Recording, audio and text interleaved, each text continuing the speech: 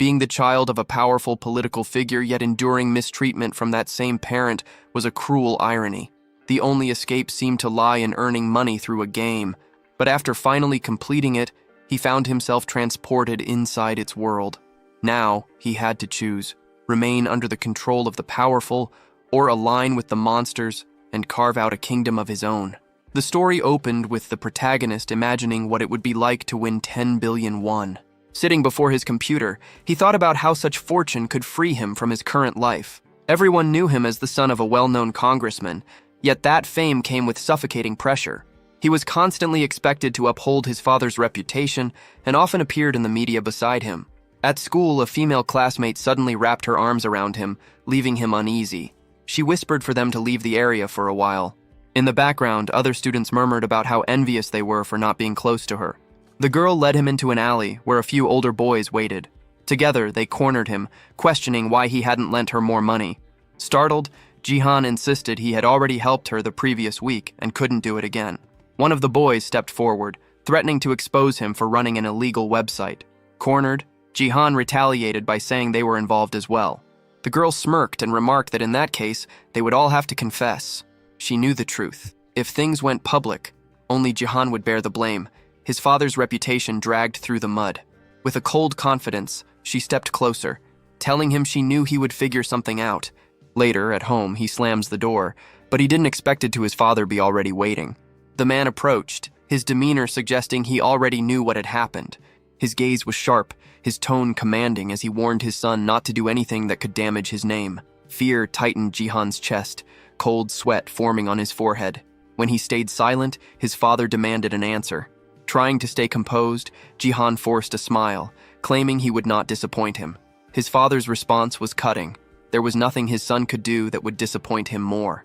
The man ordered him to keep following his instructions without question. Frustration overtook the boy as he fled to his room. He couldn't understand why his life had to be this way. Then, a small kitten appeared, brushing against his hand. Startled, he pulled away, but the kitten meowed softly from his desk. For the first time that day, Jihan felt a faint warmth in his chest. At least the little creature seemed to care about him. The kitten leapt into his lap, its tiny paws tickling his legs. Holding it gently, the boy muttered that Ruru was the only one still staying by his side. Just then, a faint sound caught his attention, a game notification flashing across his computer screen. He looked closer and saw that he had already cleared 99 rounds. Only one remained, yet no matter what he did, he could never push through the final stage. Every attempt ended the same, with a game over. Confused, he questioned why success remained out of reach after so many tries. On a live stream, another frustrated player ranted about failing at the same point. Watching silently, Jihan remembered how this game had been released a year ago, yet no one had ever surpassed the 100th wave. Even so, he refused to give up. This was his only shot at escaping the miserable life he was trapped in. His last chance was the heart card of Rizzledrake, but even that failed to carry him through. Nearby, a grocery bag lay open with a few items inside, including a pack of cat treats. Reaching for one, the kitten accidentally stepped on his phone. A red glow filled the screen. The disassembly option had been triggered. Jihan's eyes widened in shock as he realized what had just been taken apart, the heart of Rizzledrake itself. For a moment, he froze, trying to absorb what had happened. Losing that item meant starting all over again. Panic began to creep in, but before despair could take hold, another notification popped up. It mentioned something new, a fragment of the heart. That shouldn't have been possible. Dismantling an item never produced fragments. But if this was real, then maybe he could use it. Acting on instinct, he accepted the fragment and chose to merge it with the dragon's soul. A burst of crimson light erupted from the screen. In that instant, Jihan realized this was the missing piece, the true path to completing the game. The system restarted with the new item active. The next morning, he followed his routine and went to school, though he couldn't resist sneaking the game open behind a book. When he returned home, he continued playing, even walking through the streets with his eyes on the screen. It didn't take long for him to reach the 99th stage again. With the heart fragment in hand, victory was finally within reach. Focused and determined, he began the last level. A female knight appeared on screen, cutting down the oncoming monsters. He tapped the command, hoping this time it would work, and a bolt of lightning crashed down, annihilating every enemy in sight. For the first time, it looked like he would finally win, and he did. Triumph surged through him, and Jihan almost jumped from his chair in excitement. But the moment shattered when the door burst open. His father stood there holding a golf club. Startled, Jihan froze. The look on the man's face promised nothing good. The congressman spoke coldly, saying he'd received a call from classmates who had been blackmailing his son, threatening to expose his illegal activity unless they were paid off. Terrified, Jihan tried to defend himself, stumbling over his words as he apologized. But the deputy was already poised to strike, the golf club raised high. His eyes burned with malice, and the boy could only scream in fear. Tears streamed down Jihan's face as he trembled helplessly. Without hesitation, his father brought the club down, shattering the phone into pieces. The sound of destruction echoed like the end of a nightmare. When it was over, Jihan slowly pushed himself up, voice trembling as he asked about his cat, Ruru. The response he received was cold, that he wouldn't be needing the animal anymore. That single statement ignited something inside him. His anger surged, fists clenched as he glared at the man who called himself his father. The deputy sneered, demanding to know why the boy wore that expression. Sweat trickled down Jihan's face as he demanded to know where his cat was. The man's tone remained devoid of emotion as he explained that the cat was now with Jihan's mother, a woman long gone. The words hit like a knife to the chest. Shock left the boy speechless, his body stiff with disbelief. The deputy grabbed his head, forcing him to look up, and said he only needed to obey orders from now on. Finally, the man uttered a warning, not to disappoint him again. He added that he had once believed the boy capable of great things. Then, silence. Jihan lay on the floor, his broken phone beside him. A faint sound buzzed from it, the game's voice declaring that the mission was complete. But now none of it mattered. Jihan stared blankly, feeling that life itself had lost all meaning. The voice from the device continued, speaking again, this time inviting him to another world. Before he could react, lightning ripped through the sky, flashing inside his room. The light swallowed him whole. When the brightness faded, Jihan stood in the grand hall of a castle, the heart of the game's kingdom. People surrounded him, their eyes wide with awe. They called him the legendary knight, chanting that he would be the savior of their realm. Disoriented, he tried to make sense of it all. His tears wouldn't come. It felt as though every emotion had been wiped away. Before him stood a man with a long beard, the king. The ruler studied him and asked if he truly was the legendary knight. Then recognition hit. Jihan remembered that face, those words. They were identical to the game's dialogue. The man introduced himself as King Bayless Jordia III and explained that their kingdom was under siege by monsters. Before the king could continue, a servant burst in with urgent news about the invasion. Jihan remained silent, taking in every detail. The setting, the people, the dialogue, all exactly as he remembered from the game. Once the commotion settled, the king spoke again, declaring that the situation was dire and commanding Jihan to act. He urged the young man to assume command of the knights and defend the kingdom. Jihan rose to his feet, his voice steady but heavy. He told everyone to listen closely. His mind still reeled from the loss of Ruru, and as he thought of her, he admitted that even 1,000,000,001 no longer meant anything. The knights whispered among themselves, confused, calling him weak for a supposed hero. The king silenced them and promised that if Jihan fulfilled his duty, he would be granted whatever his heart desired. That promise caught Jihan's attention. He asked if the king truly meant anything he desired. The bearded ruler assured him there was no need to worry. He simply had to obey his commands. Those words struck a nerve. They reminded Jihan of Dan Gai, his father, a man who had forced obedience under the pretense of maintaining reputation. Now the king was repeating that same pattern. The realization burned through him, and he refused outright, shouting that he wouldn't do any of it. The king's expression darkened, his confidence faltering. In front of everyone gathered, Jihan spoke of the life he'd endured. He had always been surrounded by people who cared only for themselves. Every single one, including his father, had used him for their own gain. And now, the same thing was happening again. The king didn't want a hero. He wanted another obedient pawn. Jihan made it clear he would never be that again. The king stayed silent, though his displeasure was obvious. Cursing them all under his breath, Jihan pressed the option to reject the offer. The king's servant stood frozen, unable to believe what had just happened. Then, the screen in front of Jihan began to glow red. In the game's storyline, this color usually meant failure, the point where the monsters invaded the kingdom and the player failed the mission. But something was different this time. A new prompt appeared, offering another choice. The monster faction had been unlocked. Jihan stared at it in silence, the meaning sinking in. Was he being chosen to lead the monsters instead of fighting them? The king's voice broke through the tension, booming across the hall. He declared that every choice came with consequence. Addressing the court, he stripped Jihan of his title, announcing that he was no longer the legendary knight. His shouting grew harsher, declaring Jihan an enemy of the kingdom, a threat to them all. As the words echoed, Jihan remained motionless, weighing the reality before him. But time was short. The king's command for his execution had already been given. Even surrounded by drawn swords, Jihan stayed calm. Blades glimmered inches from his throat, yet he stood unfazed, certain that there was still a way out. Then it happened. A surge of crimson light burst from his body, filling the room with raw energy. The king's fury turned into confusion as the radiance intensified. Jihan's selection had been completed. The system granted him new, overwhelming powers, strength that surpassed human limits.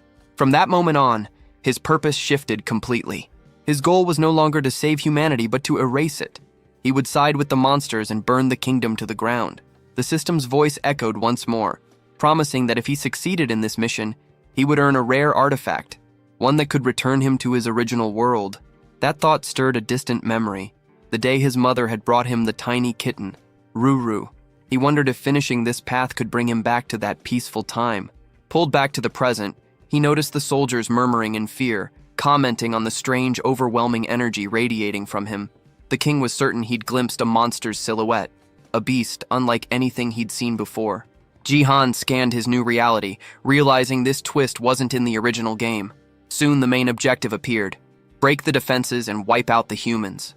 Despite the change, Jihan noticed his progress still tracked like the game. Following the usual sequence should spawn a random summoning ticket. Instead, an egg materialized. The system labeled it a random egg, and Jihan chose to hatch it. Another explosion rocked the hall as the shell burst and wings cut through the dust. Soldiers froze, sensing a summon had occurred. When the form finally emerged, Jihan was stunned. He had summoned Rizoldrak, but the creature that stepped out was only a baby dragon. Level 1, tiny and absurdly cute, even nudging his hand with its tongue. The sight of it pulled his mind back to his kitten, and a new power unlocked for him: the Eye of the Supreme. This ability revealed stats for monsters and items. Seeing the little dragon calmed the knights, and they took the moment as the signal to attack. Jihan, unsure if any of this was real, didn't care. He used the eye to read Rezoldrak's skills, and found it could unleash dragon breath. He ordered the small beast to use that power just as the soldiers moved in. For a heartbeat, he feared time had run out. What began as a tiny fireball swelled into a cataclysmic blast that wiped out everyone in its path. The blast tore through the palace wall, sending rubble raining down into the village. Standing before the ragged hole, Jihan felt a raw awe at the dragon's strength. The onlookers couldn't believe a single strike had done so much. They stared, trying to name what Jihan had summoned. Thrilled and grim, Jihan admitted it surpassed everything he had expected. If events continued, he'd eventually earn one of the knight's relics. He wasn't in any rush to go back to his ruined life. He would pour himself into this mission.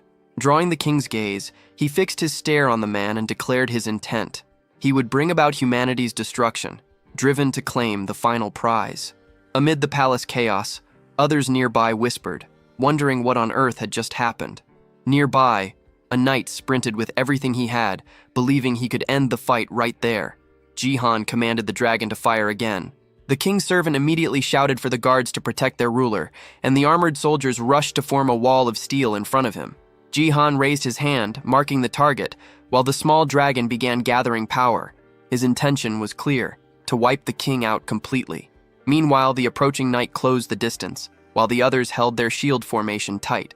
Jihan waited patiently for his companion to finish charging its fire. Just as the energy was about to be released, the knight reached his king's side. Relief swept through the royal guards. There was no explosion, no devastation, only silence. The knight grinned, convinced the king was safe, but Jihan quickly realized something had gone wrong. The dragon's attack hadn't worked. Its breath hadn't built enough mana, and instead of a deadly blast, only a weak puff of fire came out. barely enough to scorch the ground, leaving behind a small cloud of smoke. Seeing this, Jihan decided the best move was to wait for the cooldown to end. But as night fell, a new threat stepped forward. He studied the man approaching, one of the elite knights, ranked S among the Zodiac Order, a towering, muscular warrior known as Ares.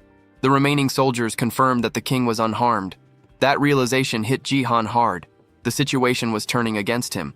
From afar, the king gave a cold command. Eliminate the enemy at once.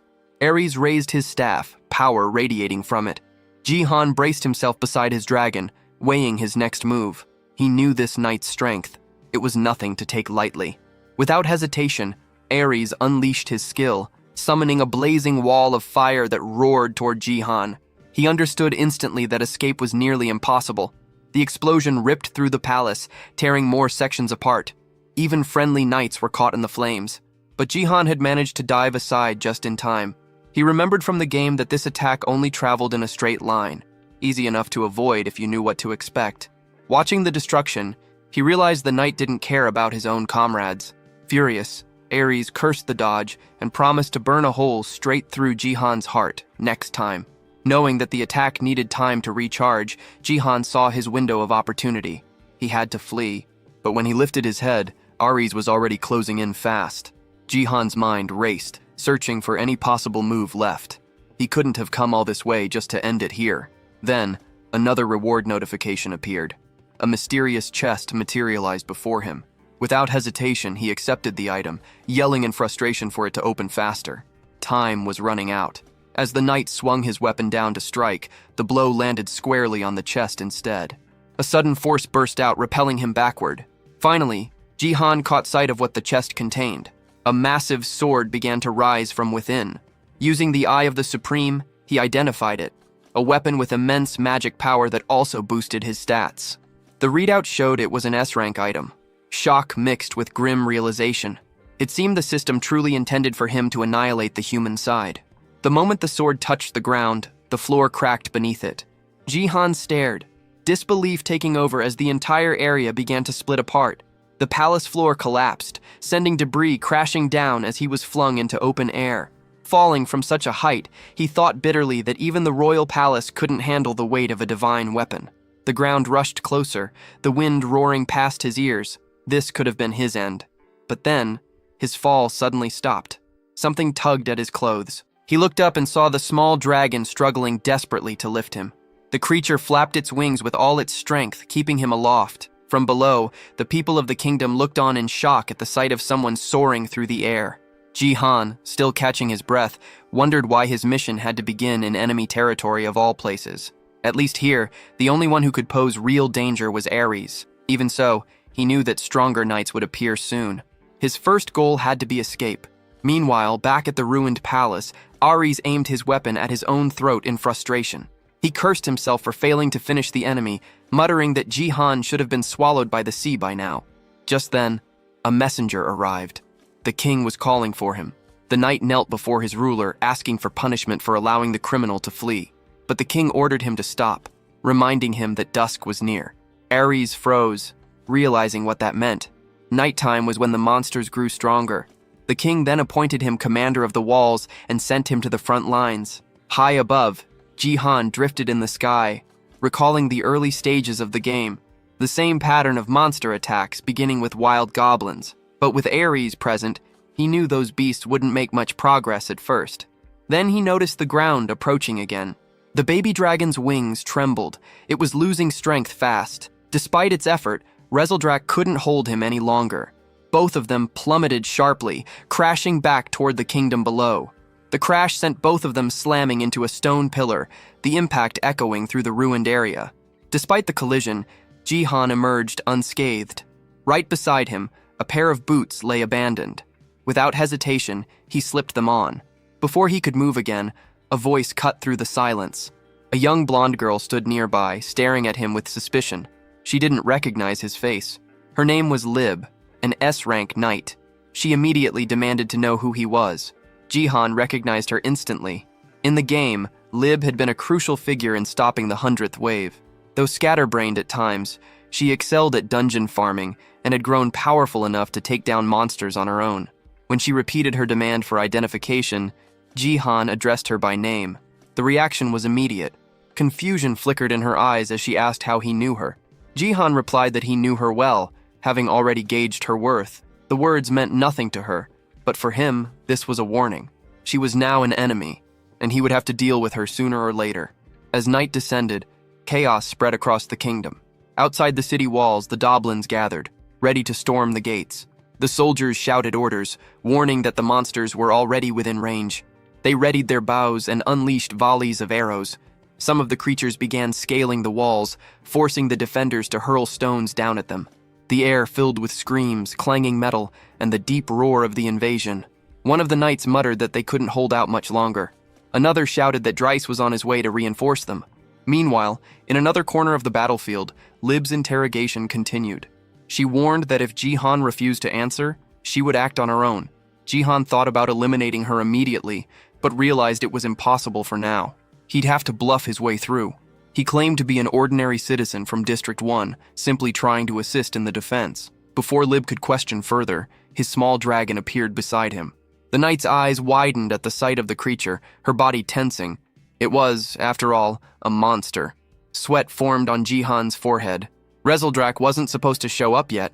The girl's suspicious look made it clear she was on edge, and he struggled to think of an excuse. But before he could speak, Lib stepped forward, sword raised defensively. She declared that she would protect him from the beast. The baby dragon tilted its head, letting out a confused, almost innocent expression. Lib's gaze hardened, but the creature didn't react aggressively. Slowly, she realized the little monster wasn't hostile at all. Then, a thunderous explosion erupted nearby, shaking the ground. Lib's attention snapped toward the noise, and Jihan seized the moment. He motioned to his dragon and bolted from the area, vanishing into the chaos of the night. It wasn't the soldiers' fault that their weapons had slipped from control, but by the time Lib turned her gaze back toward where Jihan had been, both he and his creature were already gone. A soldier ran up to her, shouting about the gate. The look on his face made her heart tighten. Whatever was happening there was bad. Loud, pounding strikes echoed from that direction. Inside, the guards waited in tense silence, their fear written across their faces as the gate began to splinter under pressure. Lib arrived just in time, commanding the soldiers to prepare for close combat. Archers drew their bows, aiming at the horde of goblins swarming beyond the wall. Among them stood one far larger than the rest, a giant whose sheer strength was enough to break through at any moment. With a roar, the massive goblin swung its weapon, and the gate burst apart. Lib tightened her grip on her sword, calling her troops to charge. The soldiers braced themselves as the enormous creature led the invasion. But before the monsters could advance any further, flames burst across the battlefield. Riz appeared, his arrival catching even Lib off guard. Seeing the breach, he unleashed his fire skill without hesitation, engulfing the enemy ranks. The goblins screamed as the flames devoured them. Standing tall, Riz smirked at the devastation, remarking that the monsters still had a long way to go. High on a distant ridge, Jihan watched the clash unfold below. His goal now was no longer to protect humanity, but to see it burn. Beside him, his small dragon let out a curious sound, prompting him to rest his hand on its head. The creature's attention suddenly shifted upward. Rain had begun to fall. It looked eager to play in it, but Jihan held it back, not wanting it to cause trouble. Back in the kingdom, the humans celebrated a narrow victory. Lib felt uneasy, knowing she hadn't been the one to turn the tide this time. Far away, in the dark forest, Jihan noticed movement. Someone, or something, was approaching. He recalled that he had spawned far from the city walls, and realized he was now deep in monster territory. That made things complicated. He had no clear path forward. He had replayed the game hundreds of times before, and knew every tactic by heart. But this time was different. He'd have to rebuild from nothing. Then a thought struck him. Turning to his side, he spotted his small companion still nearby. Moments later, Rezeldrak darted off toward the opposite direction. Jihan followed his gaze and froze. On the forest floor, a colony of ants was working tirelessly, dragging pieces of food and dirt. One of them noticed the dragon's presence and froze in fear. Rezeldrak crouched low, watching them closely, fascinated. Pulling his companion aside, Jihan exhaled slowly and began thinking of his next move. Out of nowhere, a new mission prompt appeared before Jihan's eyes. The objective was clear. He had to create a faction of monsters. He paused, trying to figure out how to even start that. If he needed to recruit monsters like goblins, now would be the perfect moment, but there weren't any nearby. He wondered how he would even communicate with them if he found some. That was when something unusual moved in his peripheral vision. By the time he turned, it was already upon him. A sudden strike came fast. Someone was trying to kill him. The blade glinted inches from his neck, and a figure stood right in front of him. His eyes widened in confusion. Claws grazed his skin. When he focused on his attacker, recognition struck.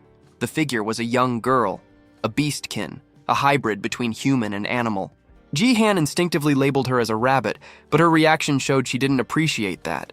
She snapped back, insisting she resembled a fox instead, and even tried to justify it. Their argument lingered in the air, her irritation obvious. Remaining calm, Jihan studied her more closely and finally realized she truly did resemble an Arctic fox. The girl leaned closer, sniffing the air. Then she began circling him, her nose brushing against his clothes as she took in his scent. Her tone shifted. She admitted that while he looked human, his scent was undeniably that of a monster. That revelation startled Jihan. Moments later, 2 new notifications appeared. The first granted him the ability to communicate with other beings. The second gave him natural charisma, increasing how positively others perceived him. With that, Jihan understood why he was able to converse with her so easily. Still, the girl didn't seem entirely at ease. Her questions came rapid and suspicious. Who was he really? Jihan felt uneasy, wondering if the attraction skill wasn't working as intended. Then a sudden movement interrupted everything. A rope shot across his face, snapping past him and catching someone nearby. The sound of impact was followed by a cry of pain.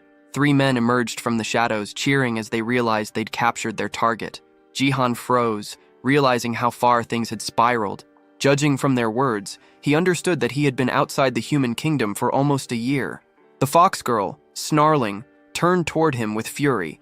She accused him of being human and of luring her into a trap. Her anger burned through every word as she shouted that she wouldn't fall for it. Wincing in pain, she demanded to know why they never stopped hunting her. Jihan quickly understood. There had been a misunderstanding from the start. The humans began pulling the rope again, and the girl's body lifted off the ground. The arrow lodged in her leg twisted as she was yanked upward. The largest man in the group braced himself, pulling hard on the line, but the girl seized the chance to retaliate, preparing to strike back with all her strength. Jihan stayed back and watched, waiting to see how things would unfold. The fox girl took a hard punch to the face, but the human attacker hadn't counted on a reply. She slammed her other leg into him, the kick landing with enough force to send the big man sprawling. His 2 companions fumed at the sight. Jihan thought the girl was small, but fierce. One of the men stormed over, cursing her for defending herself, and then stamped a boot down on her head to shut her up. Jihan's body remained still as the abuse continued. The fox girl writhed under their blows, and anger began to rise in him. Another hunter moved closer and asked if everything was fine, assuming Jihan was human and warning him about the danger in the area. He questioned why Jihan was alone. The fox kept chattering, but the man didn't understand her tongue. Ready to strike something nearby in punishment, he lifted his hand, but the group leader ordered him to stop, arguing she might die if hit. The short man muttered an apology for losing control, which eased Jihan. He'd feared she might be killed. The leader's mood turned sharp. He accused Jihan of speaking with the girl earlier, then shoved a knife into Jihan's stomach to prove a point. Blood slicked the blade as it clattered to the ground. Jihan clutched his wound and tried to make sense of the threat. The fox watched him close and slowly realized he wasn't an enemy. Heat flared through Jihan's body. The stab had been meant to kill, but vital points had been missed on purpose. Spitting out blood, he felt the poison taking hold. The leader coldly declared Jihan would be dead within 12 hours, unless he translated what the monsters said, brandishing an antidote as leverage. They held the fox captive, forcing Jihan to act as interpreter to learn where her clan lived. Jihan had never even known a fox people village existed. Confusion roiled through him, while the hunters explained that such a settlement did lie hidden nearby. The fox girl suddenly lunged, bared her fangs, and moved as if to bite her own tongue to end it all. A desperate act to avoid betrayal. The man yanked her back and stopped her. Watching that, Jihan understood how fiercely tied she must be to whatever family or pack she protected. The young girl's mouth was forced shut as the men mocked her, calling her a wild beast. The leader repeated that if she revealed her tribe's location, both she and Jihan might live. The word struck Jihan like a memory. He recalled that same cold, calculating stare from his old schoolmate. the one who used to blackmail him. Back then, he had lived under constant fear, always following orders, always being used. To everyone else, he was nothing but a tool to exploit. But this time, he refused to let things play out the same way. Despite the pain searing through his wound, he forced himself to move closer to the fox girl. He told her to lead them to the village, assuring that no one would get hurt. The men around him believed every word, convinced now that he could truly communicate with monsters. Lowering her head, the girl whispered that over 100 of her kind lived there, then asked if she could really trust him. Jihan held her gaze for a moment before admitting he wasn't on the side of humans. With one hand pressed to his bleeding stomach, he confessed he knew exactly how cruel they could be. As he turned forward, something caught his attention. His dragon was sneaking up behind the hunters, charging up its destructive energy. Fear shot through him. If this went wrong, they'd both die. He tried to stay calm, pretending nothing was happening while buying time for Rezeldrak to finish gathering power. But his shift in demeanor didn't go unnoticed. The leader eyed him suspiciously, and the short man to the side spotted the creature, shouting a warning. The leader spun around, but by then, Jihan was sure enough time had passed. The dragon's red flames blazed to life, yet, to his disbelief, only a weak burst came out. The attack fizzled instantly. Jihan froze, stunned that it had failed again. The hunters stared, equally baffled, and even the poor dragon looked confused by the tiny spark it produced. Jihan realized then that Rezeldrak hadn't recovered enough energy yet. The big man laughed, saying the blast was pathetic, though strong enough to burn if it had hit directly. Without hesitation, the leader snatched up a metal bat, calling the dragon a useless insect, and swung. Jihan could only watch as the blow connected.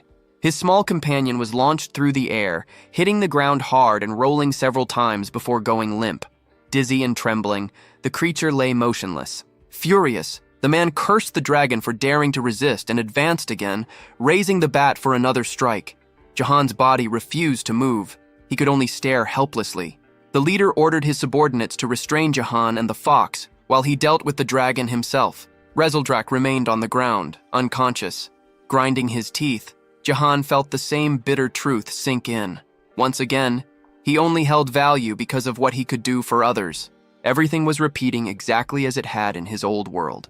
He had spent his whole life living in humiliation, constantly bending himself just to satisfy others. Yet no matter how much he tried, he always ended up isolated and unwanted. Whatever happened, he knew one thing. He would never go back to that miserable reality. From that moment on, he swore he would never regret anything again. The leader raised his weapon, ready to crush the small dragon. Even the fox girl froze, horrified at what was about to unfold. Jihan's face hardened, and his body reacted instinctively. His passive monster ability activated, surging through him like fire. In a flash, he crossed the distance between them and swung his fist. The strike landed with bone-shattering force, sending the leader hurtling through the air. The ground split beneath the impact. The fox girl stood speechless, stunned by his raw strength, while the remaining henchmen stared in disbelief. Their leader lay motionless, face ruined beyond recognition. For once, Jihan had acted before it was too late. But in the chaos, the antidote that could have saved him shattered to pieces. The fox girl stared, confused by how he was even moving with poison coursing through his veins. Jihan ignored the pain and rushed to his fallen companion. Rezeldrak's eyes fluttered open, and a faint smile crossed Jihan's face. He was proud of the little dragon for fighting until the end. The creature gave a small, joyful grin in return. Looking at him, Jihan felt a rush of warmth. The sight reminded him of Ruru, his little cat who had always stayed close, trying to comfort him when no one else did. That memory filled him with resolve. He made a silent promise. He would protect his new companion no matter what. His expression softened as he smiled faintly, thinking that no matter what the future held, he and his partner would stand together.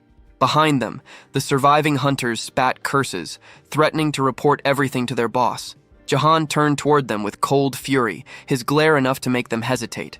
Realizing what would come next, they panicked and fled into the woods.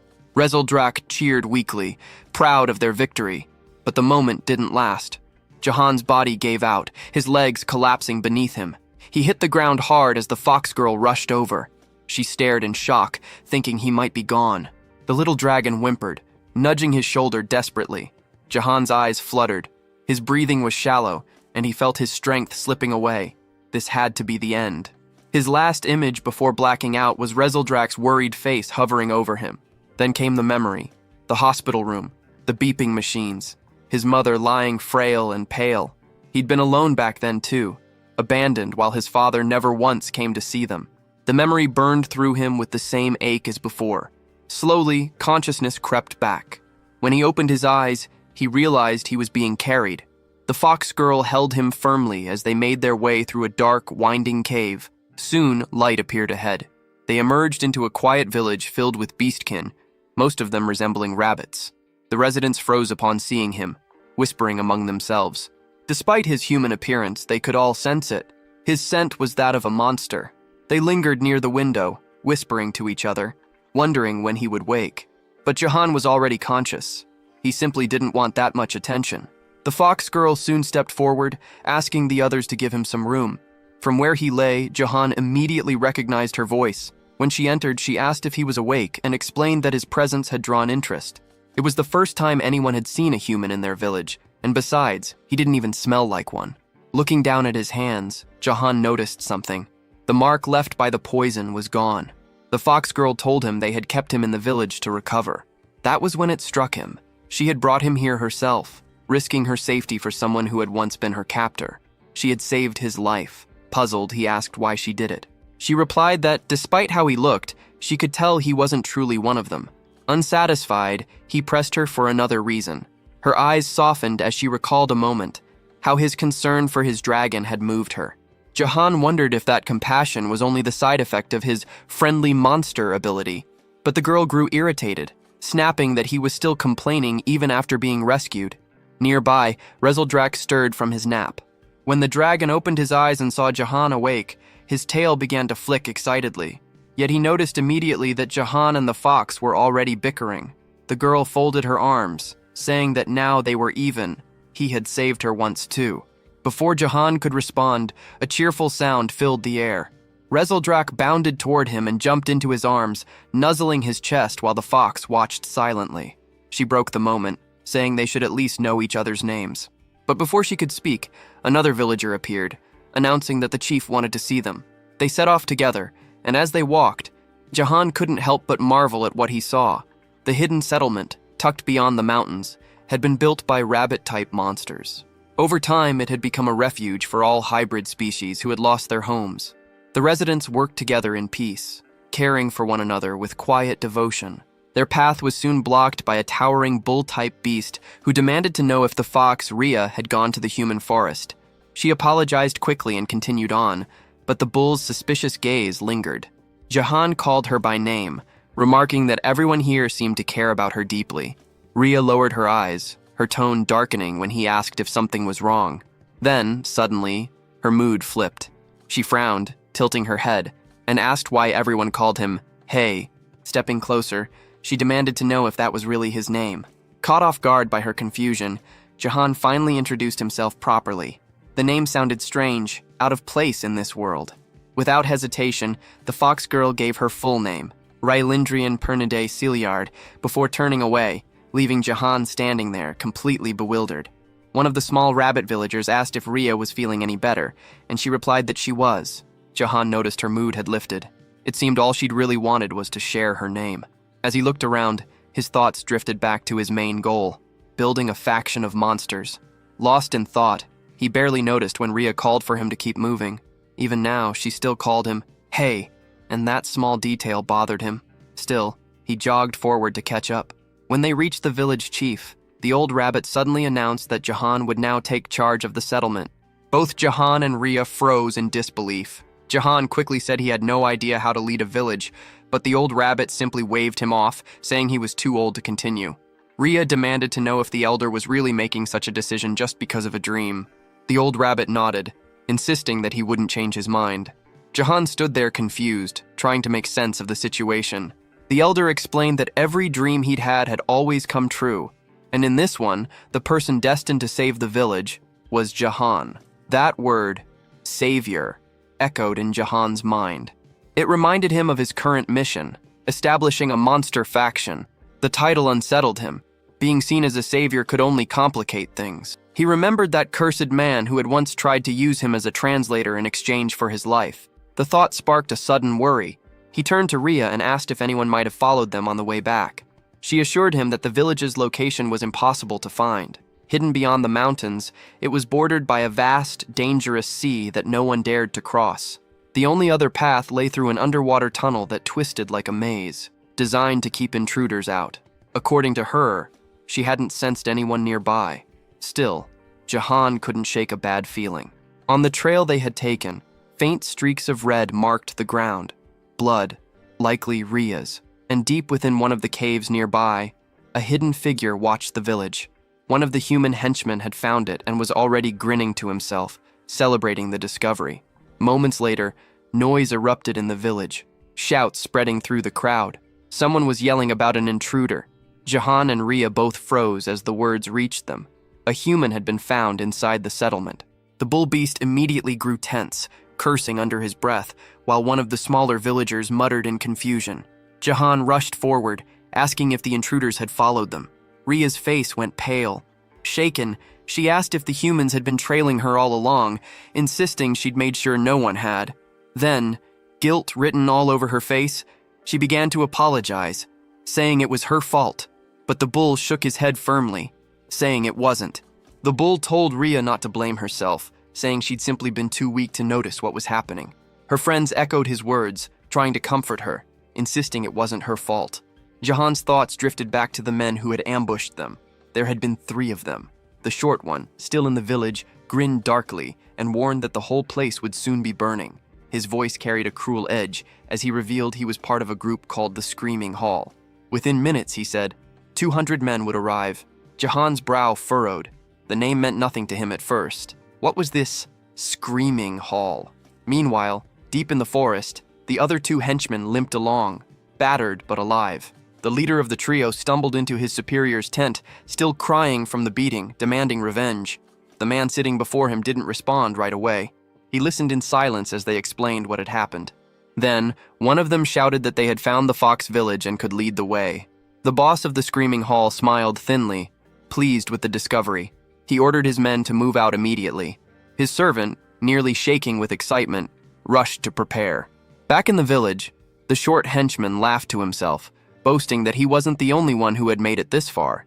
He explained that all 3 of them had followed Ria through the forest. Their leader had told them not to return yet. It was the perfect chance to track the girl and find her people. His laughter turned cruel as he claimed that soon everyone there would die. The young fox looked confused, unable to understand his words, though she sensed the malice behind them.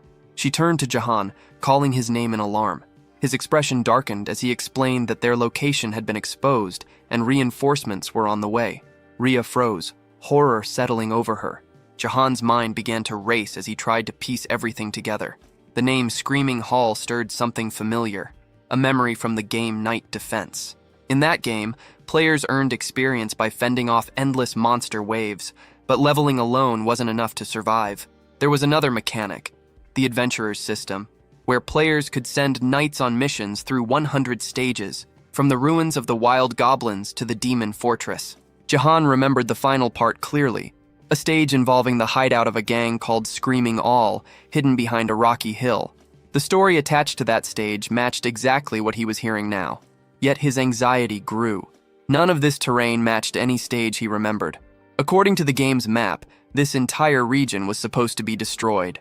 The short man broke the silence again, offering a deal. If someone released him, he promised that his boss would spare their lives. Jahan knew only he could understand the man's words, but he didn't need to translate. The hybrids could feel what those words meant. Ria lowered her head, guilt weighing heavy on her shoulders. She whispered that this was all her fault.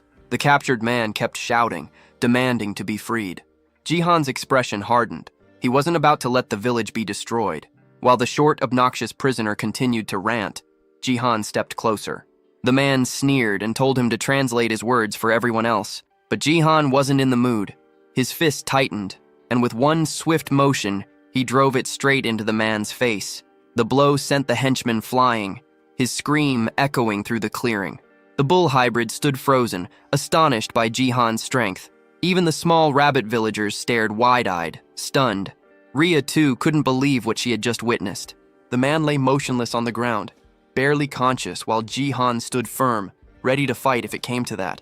Ria's heart pounded as she heard him say he would do anything to protect them. But the bull stepped forward, explaining grimly that fighting was impossible. The village was filled with the weak, mostly women, children, and the elderly. Just then, the old chief appeared and called everyone together. As the villagers gathered, he raised his voice and made a declaration that left everyone speechless. Ji-han would be the new chief of the village. Far away, the mercenary gang advanced through the forest. Their leader's eyes gleamed as they reached the rocky hill. The reports had been true. The Fox village was hidden right behind it. Grinning, he announced that this place would soon serve as their new base. With that, he ordered his men forward. Back in the village, the bull explained their situation. The enemy force was about 200 strong. Their own group was tiny. Only a few bull warriors, 2 young deer, 5 sheep hybrids, and 1 fox girl. Including the rabbits, their total barely reached 112. He asked Ji-han if they stood any chance. Ji-han replied bluntly that the enemy's strength was nearly double theirs. But then a thought struck him. Numbers weren't everything. He remembered how Ria had fought those men on her own, and realized that if she could handle 3 by herself, others might not be as helpless as they seemed. Even if the villagers lacked combat experience, hybrids were known to grow stronger when transforming into their animal forms. If everyone had even a fraction of Ria's strength, there was hope. He turned to the bull and asked how powerful she truly was. The hybrid scratched his chin, watching the fox play with the small dragon nearby, then admitted she was easily the strongest in the village. The statement left Ji-han silent. The bull added that even if every villager united against her, Ria would still emerge victorious. That truth sank heavy in Ji-han's mind. Knowing this, he realized he had to act fast. His head dropped slightly as he weighed the consequences. Compared to her, the rest of the villagers were practically defenseless. As they discussed their next move, the young fox mentioned that there was still time before the humans arrived. Ji-han frowned, not understanding how she could be so sure. She pointed to the short prisoner, explaining that she had asked him directly. Ji-han recalled that one of the henchmen had said their boss was searching for something he had lost. He turned to Ria, asking if she had any idea what that might be. The girl shook her head and said their village was nothing more than a small refuge for displaced creatures. Hearing that, Ji-han guessed the enemy might be using that as a convenient excuse for invasion. Before he could think further, the bull hybrid Tor called out that everyone had gathered. It was time for Ji-han to present a plan. He knew that to stand a chance against superior numbers, individual stats would have to compensate for their lack of manpower. The strongest fighter among them was the fox girl. He'd confirmed that much. If she could handle 3 opponents at once, their odds might improve, but even then, he wasn't certain. He began to wonder if raw power depended on species, and thought how useful it would be if he could see everyone's stats. Then it hit him, the demon eye ability. Maybe it could analyze what he needed. In the game, he had triggered it by opening the status screen, so he attempted the same, but nothing happened. He frowned, frustration tightening his chest. Nothing appeared, and the silence around him only made it worse. A moment later, however, a faint red glow flickered before his eyes. An inventory window. It was empty. Still, one detail stood out. Its title wasn't the same as when he had played on the kingdom's side. That difference reminded him of something bitter. Back in the kingdom, he had obtained that incredibly powerful sword, the one strong enough to destroy the entire palace. Now he felt a stab of regret for having left it behind. Since the inventory window had appeared, he couldn't understand why the status screen refused to open. He went through his abilities in his mind. 4 passives. The demon eye that revealed information, the power to communicate with both humans and monsters, the charisma that attracted others to him, and finally, his monstrous physical strength that surpassed human limits. Annoyed, he muttered that he needed to make a decision soon. The fox tried to steady herself, saying she would follow his lead, her voice tinged with guilt. She blamed herself for the crisis and insisted she had to protect the village. Ji-han could tell the weight of that guilt was crushing her, and time was slipping away fast. Then suddenly his right eye burned with light. A crimson gleam flooded his vision. When he looked at the fox, lines of information flickered faintly across her face. Focusing, he realized he could lock onto a target. The realization hit him immediately. The ability worked through intent. It activated whenever he looked at someone and consciously decided what he wanted to examine. The red glow sharpened in Ji-han's eye, and a set of numbers and letters appeared before him. He saw his own classification. Rank B. A small surge of excitement hit him. That ranking matched an average knight's level in the game. Shifting his focus, he turned his attention toward Ria. Her stats appeared clearly, and one thing stood out. Her attack power far exceeded the rest. While she continued speaking beside him, Jihan wasn't paying attention. His mind was locked on the glowing skill window. A small heart icon caught his eye, and he wondered what it represented. Instinctively, he reached out to touch it. Only when Rhea flinched did he realize what he'd done. His finger had poked her nose. Trying to brush it off, he muttered that it hadn't been intentional. But the fox girl's face flushed with anger, and in the next second she lunged at him, claws out. After the brief scuffle, Jihan called for Tor, asking him to gather everyone in the village. A thin scratch now marked his cheek, but he assured them it was nothing serious. Soon, the villagers assembled just as he requested. He needed them all in one place to analyze their stats. The process was long and exhausting, each scan draining his focus. When it was finally over, he exhaled in relief. The results confirmed what he had suspected. He could now tell who was strong and who wasn't. Even as a hatchling, Rezeldrak was still the most powerful among them. His attacks carried immense destructive force, though they drained all his mana in one burst. With that limitation, Jihan knew the dragon wouldn't be able to fight this time. That left only Rhea, a rank B, and Tor, who was rank C.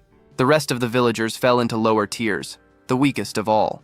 Even without seeing the enemy levels, Jihan could guess the approaching mercenaries averaged around rank C. The realization tightened his chest. They were outmatched in every way, fewer in number, lacking proper skills and equipment. Under these conditions, defending the village would be impossible, but this wasn't a game anymore. The rules were different here. He looked around the settlement and began thinking.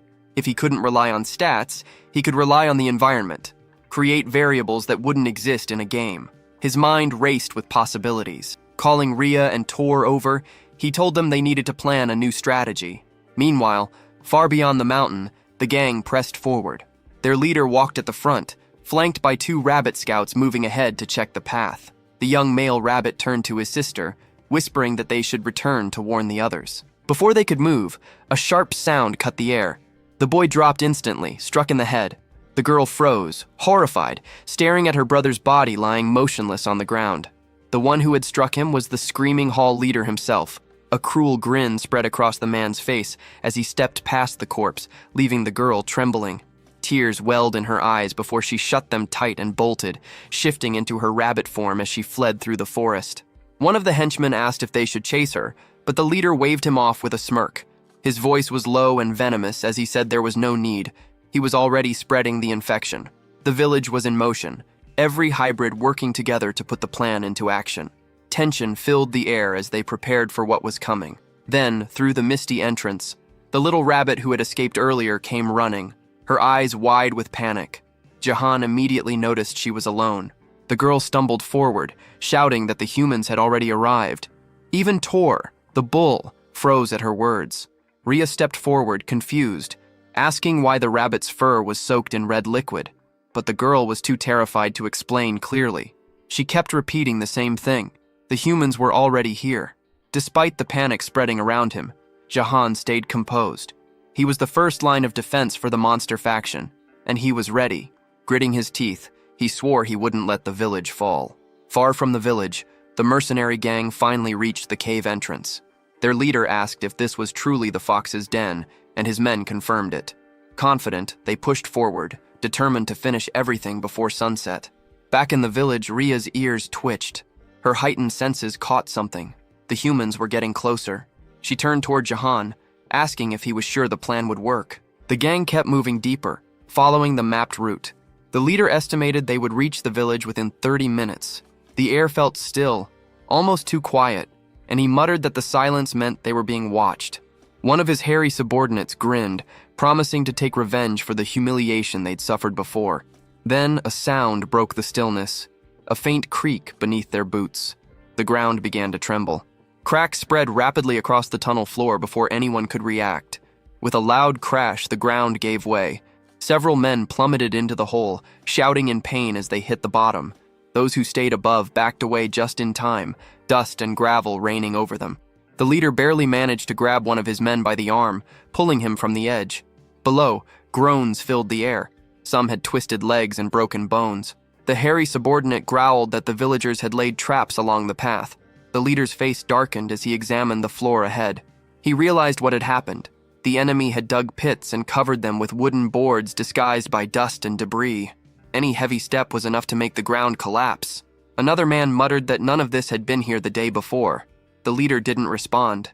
Instead, he moved forward, his patience thinning.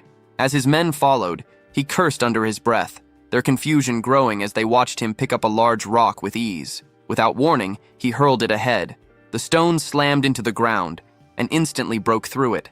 Another pit trap. The leader smirked. He explained that the tunnel was originally solid rock, which made it easy to tell where traps had been dug. Any section filled with loose dirt or gravel would collapse. Following his lead, his men began to spot the differences. The rocky patches were safe, while the dusty ones were not. Feeling satisfied, the leader declared that humans like them wouldn't fall for such simple tricks again. He ordered a few of his men to stay behind and pull the injured out of the hole.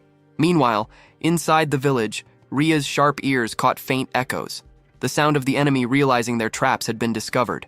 Jihan grinned. Everything was unfolding exactly as planned. He had counted on the enemy discovering the traps.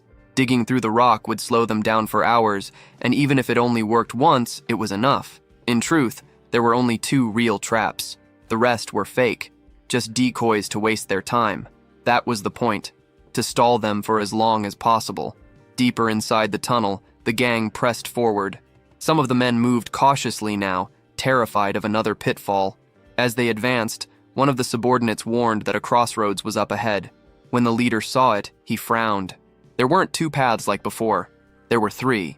The long-haired man muttered that he didn't remember a split like this, swearing that it hadn't been there earlier. He pointed out a bush near the wall, recognizing it as a clear sign of deception. The leader narrowed his eyes, realizing what was happening. It was another stall tactic. They were trying to buy time, probably preparing something inside the village.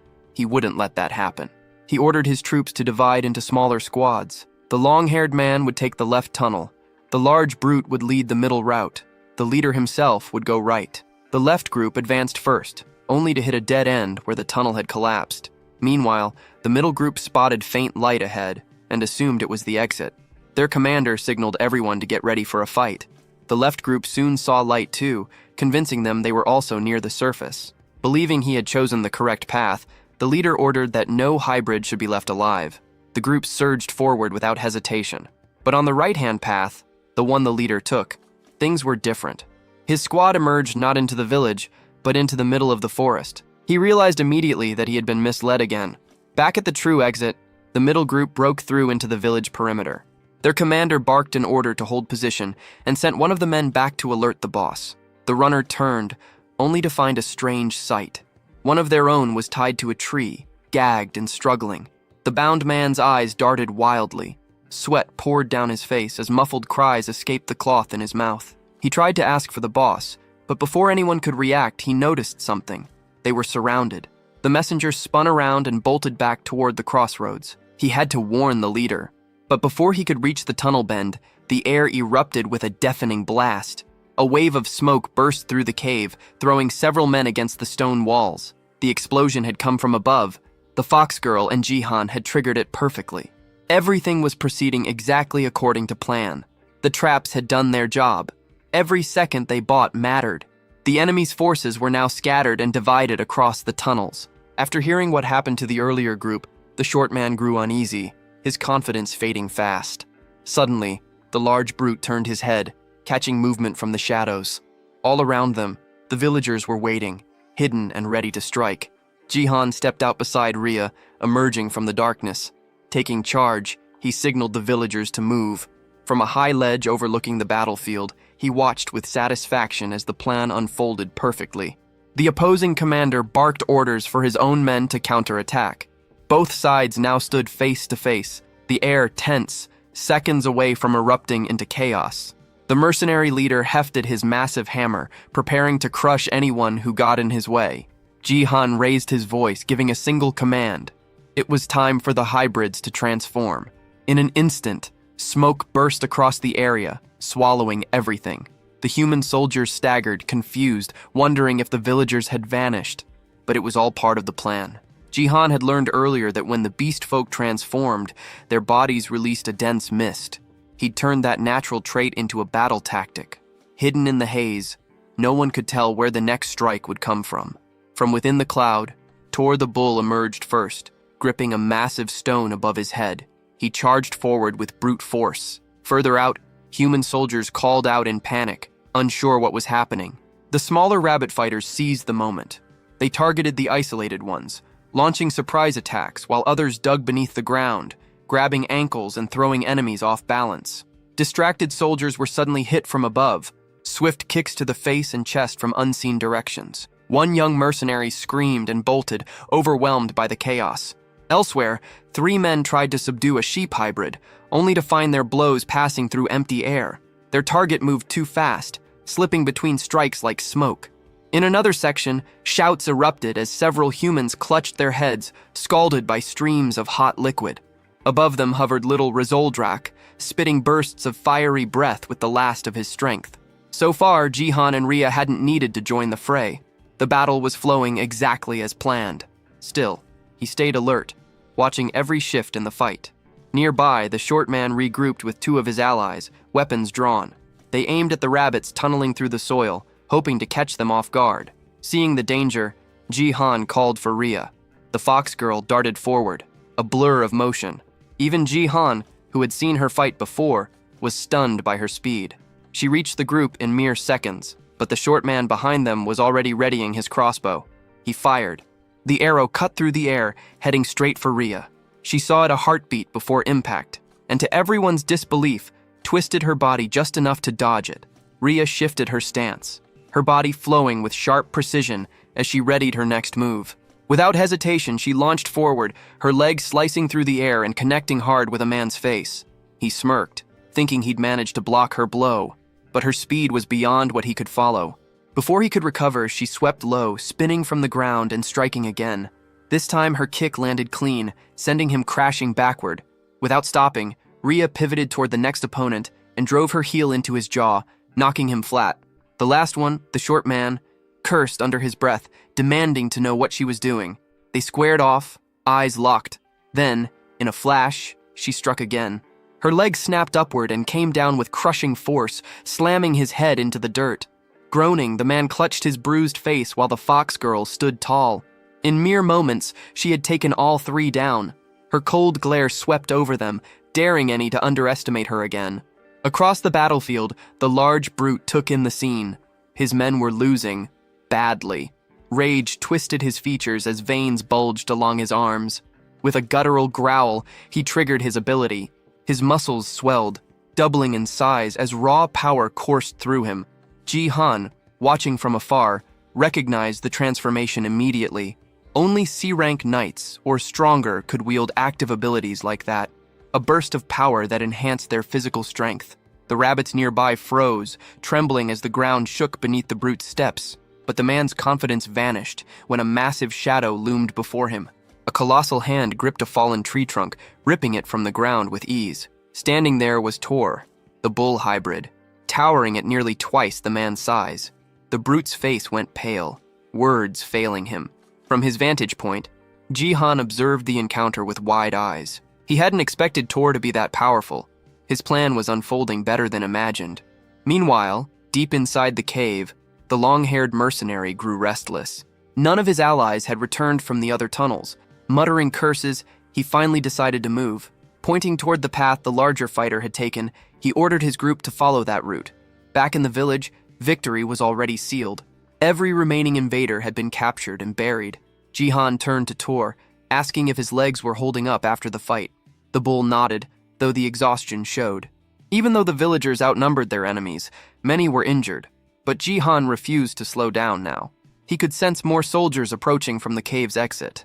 He called to Tor again, ordering him to prepare the next line of defense. The bull grunted and began distributing weapons to everyone. He turns away and brings Tar, one of his strongest allies, over to speak with him. Jihan then reveals a heap of weapons and has them handed out to every soldier. The fighters step forward and take their new gear without delay. At this stage, every ally is armed and ready to fight. Once he confirms that preparations are complete, Jihan triggers his special skill, known as the Eye of the Ruler. Through this power, he clearly sees that the attack strength of the group has nearly doubled. The white-haired boy feels genuine satisfaction and surprise at how effective it is. At the same time, A team of humans advances toward the village camp. Their leader feels unsure, certain that the hideout was meant to be there. Still, something feels wrong, since the entire area is silent. Moments later, he faces a disturbing sight as several people are found buried in the ground. Shock freezes him, his mind unable to grasp what took place. Behind him, his companions panic when they notice the scene. The leader soon realizes that every buried person is still alive. He tries to call out to the hostages and intends to free them, only to notice that the ground is riddled with holes. Before he can move closer, 2 rabbits leap at him swinging clubs. Right then, a piercing scream echoes across the canyon. Elsewhere, another squad of warriors rushes ahead. Their leader grows irritated, aware that without a map they have no sense of direction.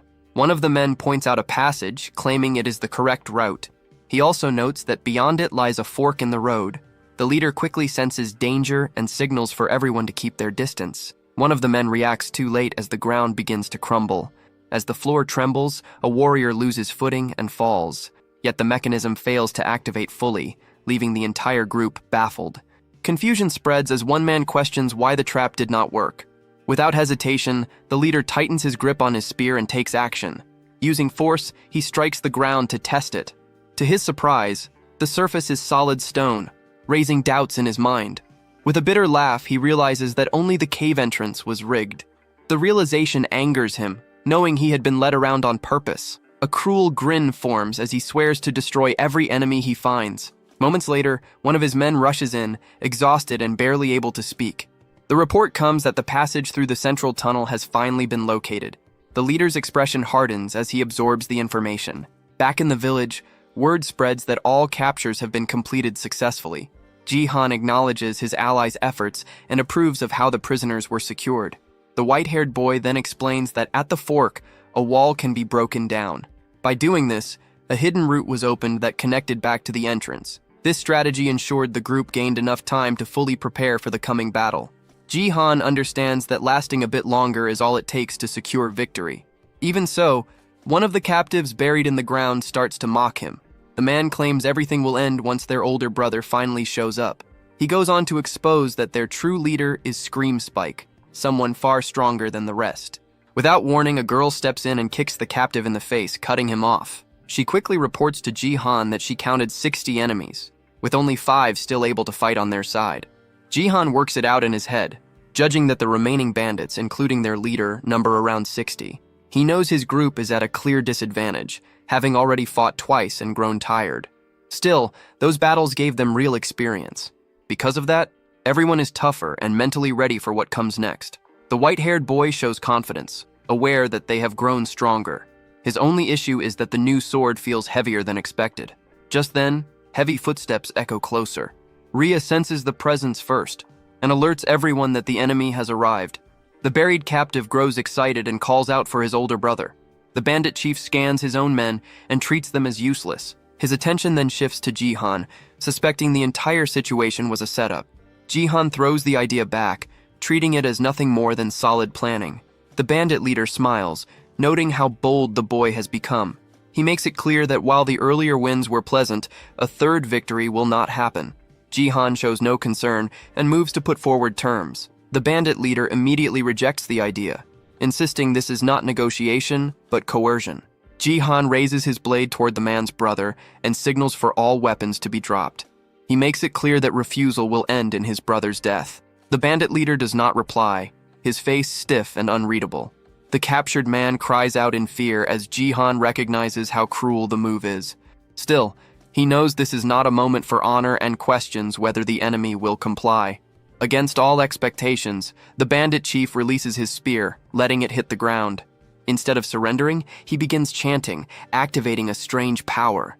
Jihan is caught off guard, having never expected this response. A purple glow spreads over the bandits, and the skill name Scream Spike becomes clear. Jihan quickly understands that it is a wide-range buff that raises the strength of allies. Even without numbers, his companions immediately feel the surge in enemy power. The shift is extreme, and Jihan realizes just how much their combat ability has jumped. The bandit leader roars for a full assault. The clash begins at once, and the empowered bandits start to control the field. During the chaos, one of Jihan's allies is forced to fight someone far bigger. The enemy strikes hard and wounds one of the small rabbits during the exchange. Watching this, another rabbit snaps and smashes the attacker with a club. Though hurt, the enemy grips his arm, glaring at the two rabbits standing before him. Another bandit, eyes glowing, mocks them, questioning if they are ready to give up. The two rabbits shake in fear, overwhelmed by the pressure. The opponent suddenly grabs one of them and laughs cruelly, clearly enjoying the moment. Tar suddenly enters the battlefield and swings his massive hammer, sending one of the bandits flying through the air. At the sight of the giant, the enemies quickly throw ropes aiming to restrain Jihan's ally. The ropes coil around Tar's body and weapon, nearly locking him in place. Several opponents pull together with all their strength, trying to drag him down. The Minotaur struggles to hold his ground, but the combined force eventually pulls him to the floor. With the giant pinned, the bandits move in, ready to deal a killing strike. They close in around Tar and urge everyone to strike the giant at once. Right then, flaming sheep are hurled into the crowd of bandits. At the same time, small creatures are launched as makeshift weapons toward the archers. Jihan quickly understands that despite better gear and hard-earned experience, his side is losing control of the fight. Concern takes over as the white-haired boy searches the field for Rhea. Elsewhere, Rhea narrowly avoids a strike and counters by kicking an enemy's arm. She lands, only to find herself surrounded by several bandits laughing at her. Her breathing grows heavy, exhaustion clear as her enemies watch closely. With her face tight from fatigue, she bites her lip and braces herself for what might come. From a distance, Jihan sees that his ally has reached her limit. One of the bunny girls is struck as well, crashing to the ground and suffering severe injury.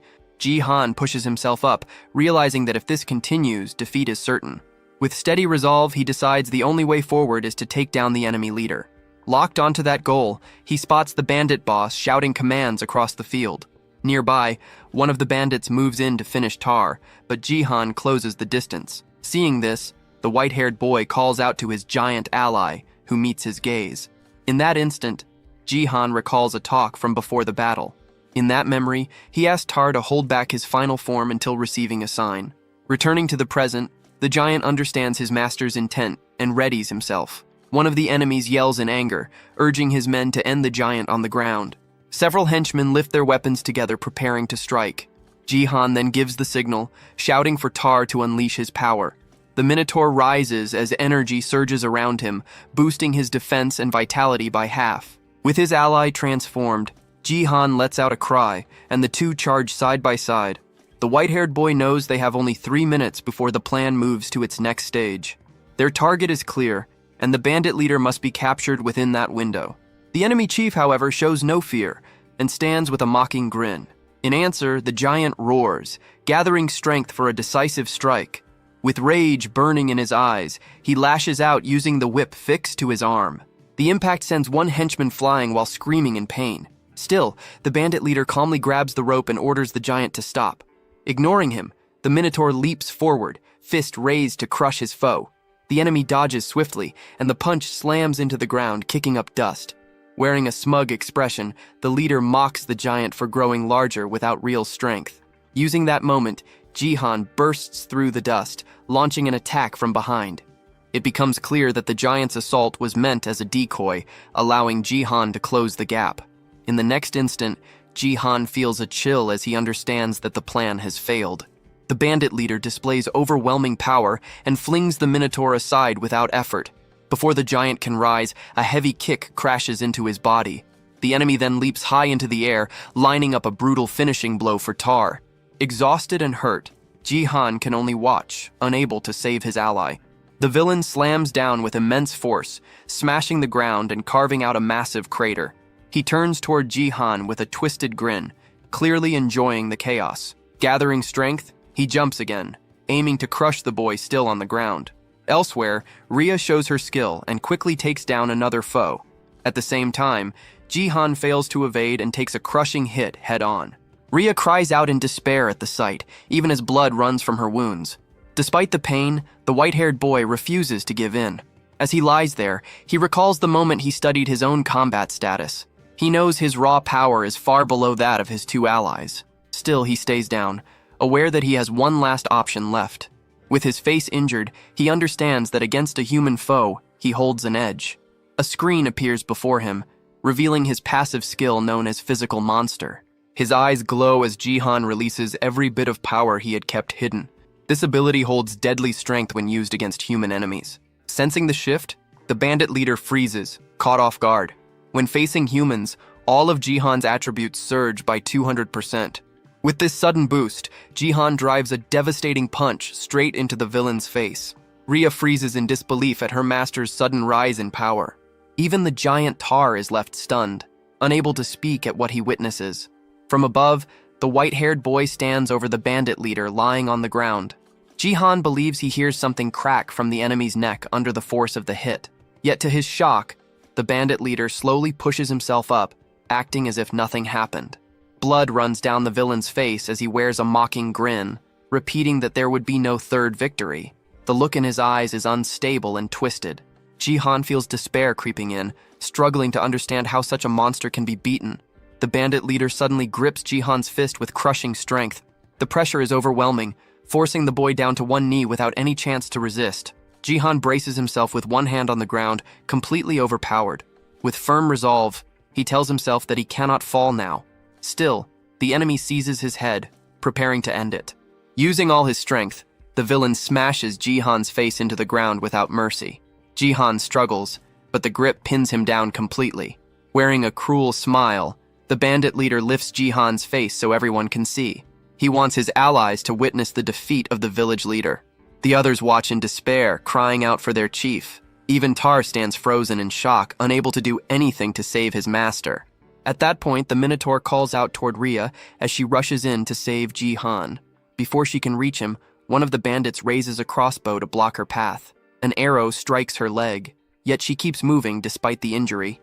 Gritting through the pain, she forces herself forward, focused only on helping her master. Jihan notices her approach and feels a surge of concern for her safety. With his face pressed against the ground, he desperately tries to warn her of the danger. The bandit leader, convinced time has run out for them, announces that the end has come. He raises his voice to the field, making sure everyone hears what he has to say. With clear satisfaction, he declares the conflict finished and claims total victory. To seal it, he gives a final command to his men to burn everything down. Pinned and helpless, Jihan can do nothing but watch in horror. The henchmen carry out the order, hurling flaming torches into the village. Fire quickly spreads through the crops and stored harvest. Nearby haystacks ignite almost at once. The flames reflect in Jihan's eyes as despair fully takes hold of him. Not long after, one of the village homes is completely swallowed by fire. A bunny girl cries out in panic as the blaze spreads unchecked. With chaos everywhere, the villagers start fleeing to escape the flames. The bandits enjoy the destruction, tossing more torches without restraint. Two residents stand frozen, watching the fire with no hope left. The villain makes it clear that war was never as simple as Jihan believed. He reinforces the truth that the losing side always loses everything. Elsewhere, several bandits mockingly bind a child from the Tar race. The giant is forced to watch as friends and family are taken one by one. Amid the disorder, a rabbit girl tries to help a friend injured earlier in the fight. The villain makes it known that Jihan's base, along with everything he built, will be wiped out. With a hand tightening around Jihan's neck, he continues to mock his defeat. He then lifts the boy off the ground, making it clear that even his life will be taken. Even wounded, Rhea witnesses everything, powerless and overwhelmed. Jihan struggles to break free, but the grip on his throat is far too strong. The bandit leader questions whether the boy still refuses to surrender, treating the battle as finished. Jihan, however, refuses to yield, holding on to the belief that he cannot lose. In that moment, a brief memory surfaces. He recalls a woman smiling gently at him. He remembers her wish for her son to form bonds and befriend a girl. He remembers his goal of returning to that time and destroying the human faction. Driven by that memory, he forces out his resolve, declaring that he will not stop until his ultimate goal is reached. With everything he has left, the white-haired boy unleashes his determination, refusing to give up. This sudden willpower leaves his allies stunned. The giant and the fox girl look toward him with renewed hope in their eyes. The villain reacts only with laughter, questioning what refusal alone could change. He makes it clear that Jihan's part in the war is finished. Pressing a dagger to the boy's neck, he signals that this is the true end. At that instant, a bright full moon shines directly into Rhea's eyes. The bandit leader still holds Jihan in the air, ready to strike the last blow. Then, without warning, A blood-soaked hand slowly lifts from the ground, rising as if reaching out for help.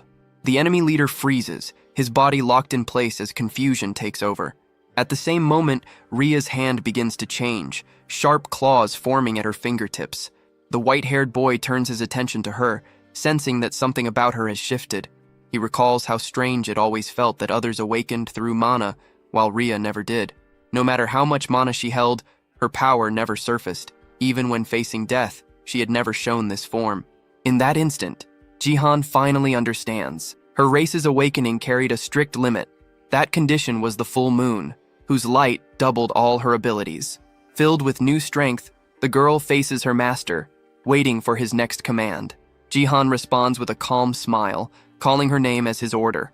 In a flash, Ria lunges forward. The bandit leader cries out in pain as his wounded arm is struck. Jihan follows her movements as she cuts across the battlefield at extreme speed. Enraged by the injury, the bandit boss lashes out at her, labeling her a beast. Ria remains calm, slipping past the attack with ease.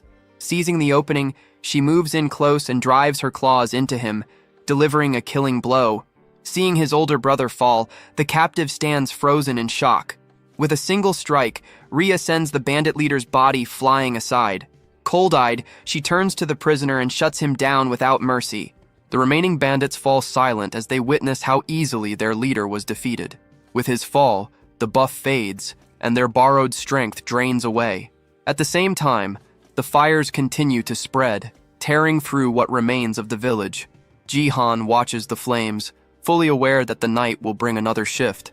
A system message appears, warning that monsters gain a 20% boost after nightfall. A confident smile appears on Jihan's face. This was the moment he had been waiting for. As darkness settles, a red aura ignites around all of Jihan's allies. Empowered, the giant finally shatters the chains holding him. One of the bunny girls rises and calls for everyone to fight back with all they have. Fueled by their leader's resolve, the warriors roar in unison, vowing to drive the humans away. Watching the balance turn, the bandits fall into panic, realizing the battle is lost. With a focused expression, Jihan faces his companions and prepares the final command. At his signal, every ally charges toward the remaining enemies. Soon after, the rabbit warriors shout that the humans are fleeing and rush to capture them. As victory becomes clear, Jihan reflects on his mistakes, realizing he had been reckless and too sure of his plan. Even exhausted, one of the bunny girls lifts her arms high, shouting that they finally won. Yet the first battle in this world ends in total ruin. Jihan stares at the aftermath, seeing that more than half the village has burned to ash. Many allies lie dead or badly injured across the ground. Tears streak down his face as guilt weighs on him, knowing he could have done better. At that moment, the fox girl steps closer, making it clear that he does not have to bear everything alone. Ria stays by his side and comforts him, reminding him that everyone's strength works in different ways. She recalls that even when facing a clear disadvantage, he kept fighting with everything he had. Even after losing, the white-haired boy never once thought about abandoning the fight. She finishes by making it clear that he did everything possible within his limits. As she speaks, to show her support, with a gentle smile, she urges him to keep watching over everyone as the village chief. The words from his ally leave the white-haired boy speechless. Without warning, the system displays a notice that the affinity between them has risen to 50. Seeing this, Ria's face turns bright red, caught off guard by the update. Flustered and embarrassed, she quickly offers to help with cleanup and runs off, leaving Jihan confused behind her. In the ruined camp, everyone begins working together to rebuild what was lost. Still, Jihan understands that this is far from the end, and that everything is only beginning. Soon after, a system window announces that the second main mission has been completed. The monster faction population is now a total of 82. As a reward, he is granted the option to receive a random skill and must decide whether to accept it immediately. With steady resolve, Jihan vows not to repeat the same mistakes. He chooses to accept the reward and learns the weapon refinement skill. Several days pass and the village slowly takes shape again through everyone's effort. While working, Jihan hears Ria calling out to him from the roof of one of the houses. He tosses a snack in her direction to pull her attention back. Smiling, she catches it mid-air and insists that her master should eat first. Jihan accepts the food, pleased at first, but his expression shifts when he realizes it is carrots again. Ria explains that although the carrot fields burned, the stored food remained untouched. Confused, Jihan wonders why they are eating vegetables when they belong to the fox race.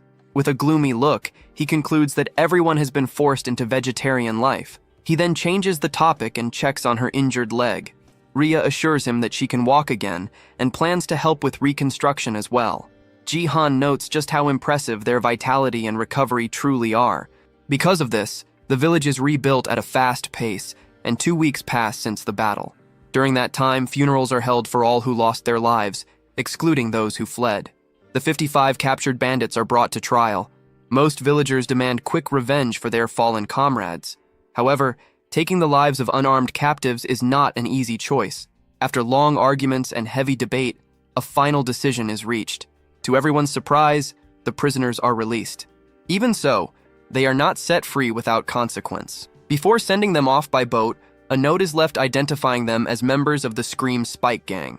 Jihan explains that the sea is filled with dangerous monsters. If fate allows, they may reach the kingdom and face the punishment they deserve. Afterward, the white-haired boy reveals an important discovery. He learns that the bandits were searching for a specific item their leader desperately wanted. By chance, the house of one of his allies survived the fire. Curious about the object, Jihan decides to activate the Eye of the Ruler to investigate further. Using his vision, he quickly identifies the objects as enhancement stones of different ranks. His attention then locks onto a green stone glowing softly on one of the tables. To his surprise, the system identifies it as a B-rank enhancement stone.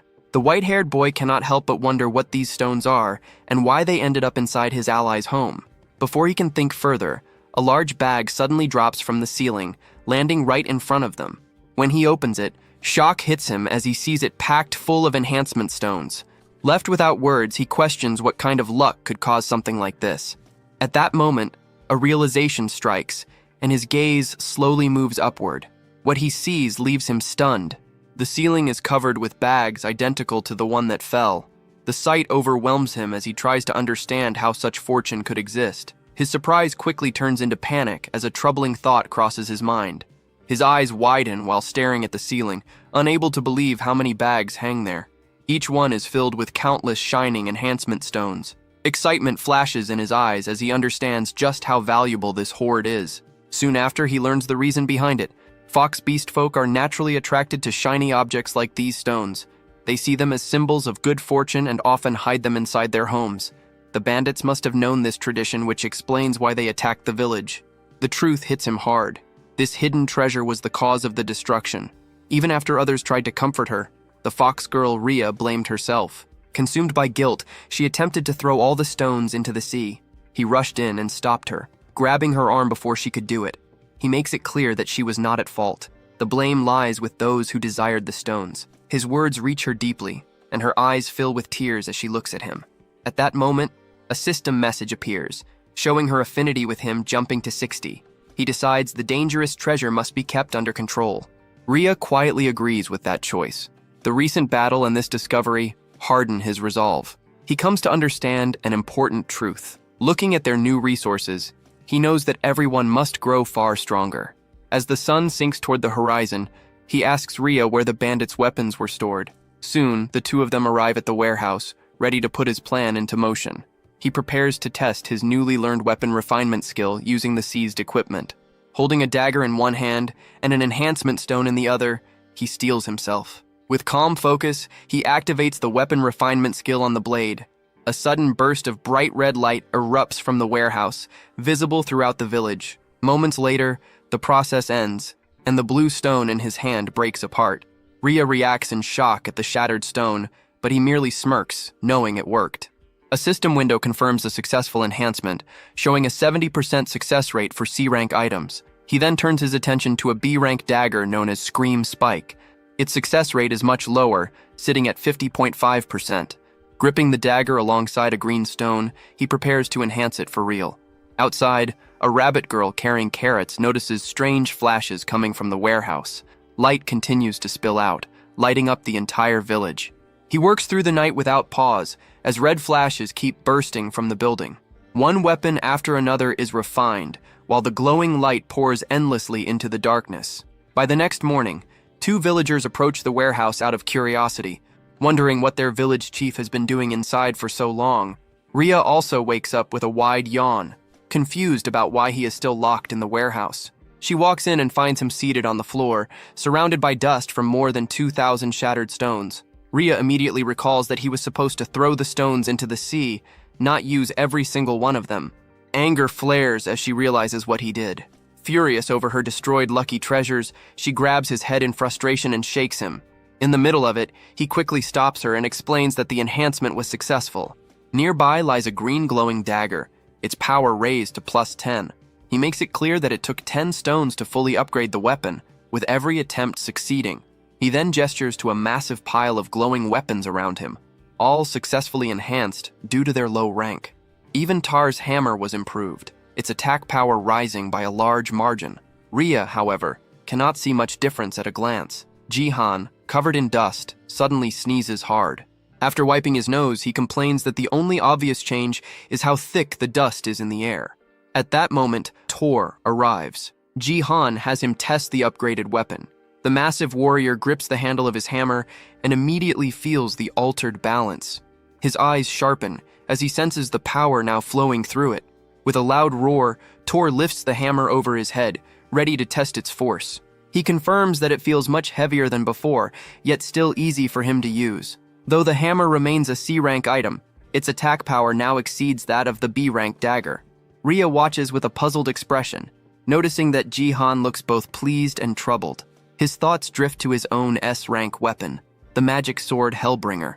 He lets out a quiet sigh, admitting to himself that since he cannot use magic, the sword is useless for now.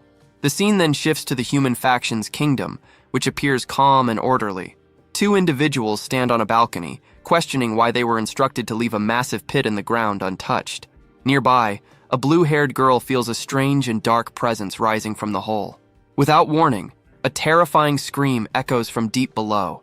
Far underground, a warrior clad in golden armor strains to pull a massive sword from the earth. Dark purple energy coils around the blade as his tattooed hands grip it tightly. His eyes glow with raw focus as he channels all his strength into the effort. At last, the sword breaks free from the ground. A sudden pulse follows, leaving him uncertain about what just occurred. One of the men nearby is stunned, remembering that even Sir Ares at full strength could not draw the blade so easily. This realization makes the situation far more dangerous. The warrior, Ares, remains silent. He stares at the ominous sword now in his grasp, his expression grave. Back in the monster village, Jihan suddenly receives a system alert for the third main quest. The mission demands the expansion of the monster forces. His population must grow from just over 80 to a total of 1,000. At the same time, a new party system unlocks. It allows groups of up to 4 members to form parties, granting shared experience and synergy bonuses. He sees the system as something close to an adventure mode from games and begins to plan the best possible party setup. With renewed focus, he informs his companions that they should head out and gather nearby monsters to join their side. However, the Minotaur Tar makes it clear he will not go, judging it wiser to remain behind and guard their home warren. The young leader quickly accepts that Tar is right. Taking the strongest fighters away would leave the village wide open to attack. This is not a game, and failure here carries real loss. If Warren is destroyed, the mission itself loses all meaning. He understands that full party synergy requires filling all 4 slots. At the same time, the village must stay protected. With Tar staying behind, he scans the remaining villagers, searching for possible companions. He looks over the beast folk one by one. Most of them are ordinary villagers, not battle-tested fighters. As they move about their work, their stats appear mostly the same, offering little guidance. The choice becomes harder than expected. Once his thoughts settle, the young leader approaches Tar and quietly shares his plan. The giant then gathers everyone together and announces that there are 77 beast folk present, not counting the leadership. Jihan watches with a steady expression, fully aware that he cannot choose carelessly for such a critical mission. He sits at a table beside Ria, who struggles to stay awake, and prepares to begin what he calls an audition named Show Me the Ability 77. Tar steps forward and explains that everyone must demonstrate their usefulness. From the 77 candidates, only the most capable will earn a place in the 4-person expedition team. The Minotaur calls for the first group, numbers 1 through 4, to step up. Jihan makes it known that he is seeking someone with strong resolve, fit for exploration and carrying unique abilities. The first applicant can only shift nervously, unable to speak clearly. After hesitating, he admits he prefers to stay in Warren. The village chief immediately dismisses him without hesitation. The next group claims they need to remain behind to plant carrots together as part of village life. Jihan's patience begins to wear thin as serious candidates fail to appear. He motions Tar closer and quietly gives him new instructions. The Minotaur listens and nods, understanding at once. Turning back to the crowd, Tar announces that only those who truly want to take part should stay. After hearing this, most villagers turn around and leave. What remains is a much smaller group. Tar reports that the candidates have been narrowed down, and Jihan is clearly satisfied. With fewer people present, Tar calls forward the first applicant. A single rabbit girl steps out from the group. The tryouts take place inside a partially built structure in the village. The young rabbit girl starts to speak, her voice shaking as she attempts to introduce herself. Then, without warning, her timid behavior disappears, surprising both Jihan and Rhea. She introduces herself as Rain and claims she can manage anything, from cooking to scouting. As Jihan weighs her words, Rhea immediately raises her hand, clearly supporting the girl. Rain goes further, stating she would dedicate her life to the mission if chosen. Jihan shows no strong reaction. He quickly dismisses her for the moment and signals for the next applicant. With a simple gesture, he marks her attempt as a failure and moves on. As Rain breaks down in tears, Jihan signals Tar to bring in the next participant. He then makes it clear that the auditions have already ended. Rain was the only person who applied. The truth leaves her frozen in shock. Jihan is equally stunned, realizing that only one candidate stepped forward for such an important mission. With that, the Lizard Expedition team is officially formed, their objective set on locating and recruiting the legendary Lizard tribe. However, the moment the word lizard is mentioned, the rabbit girl stiffens. Fear washes over her as the meaning sinks in.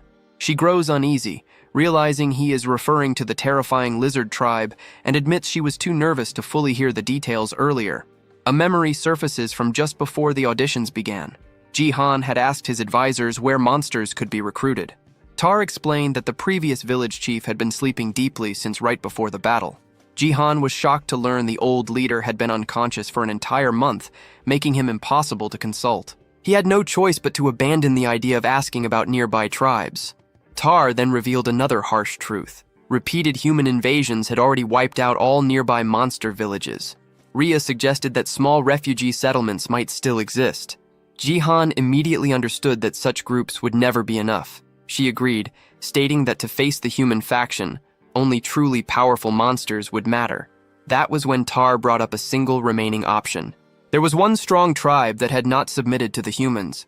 However, he warned that they were extremely hostile and refused alliances of any kind. This formidable race was the Lizard tribe, living deep within the swampland north of Warren. The swamp was described as dark, dangerous, and avoided by most creatures. Tar confirmed that the Lizard tribe was likely the strongest race in the region. Their presence was so feared that even monsters went out of their way to avoid crossing their land. Jihan listens without interruption. He already understands the situation. From his knowledge of the game, lizardmen were monsters that appeared around Wave 30. Their power was overwhelming, not just to monsters, but to humans as well, especially at this early stage. Only 2 weeks had passed since the first wave. Recruiting monsters meant for Wave 30 would completely change everything. Returning to the present, Jihan asks Tar for the exact location of the Lizard tribe.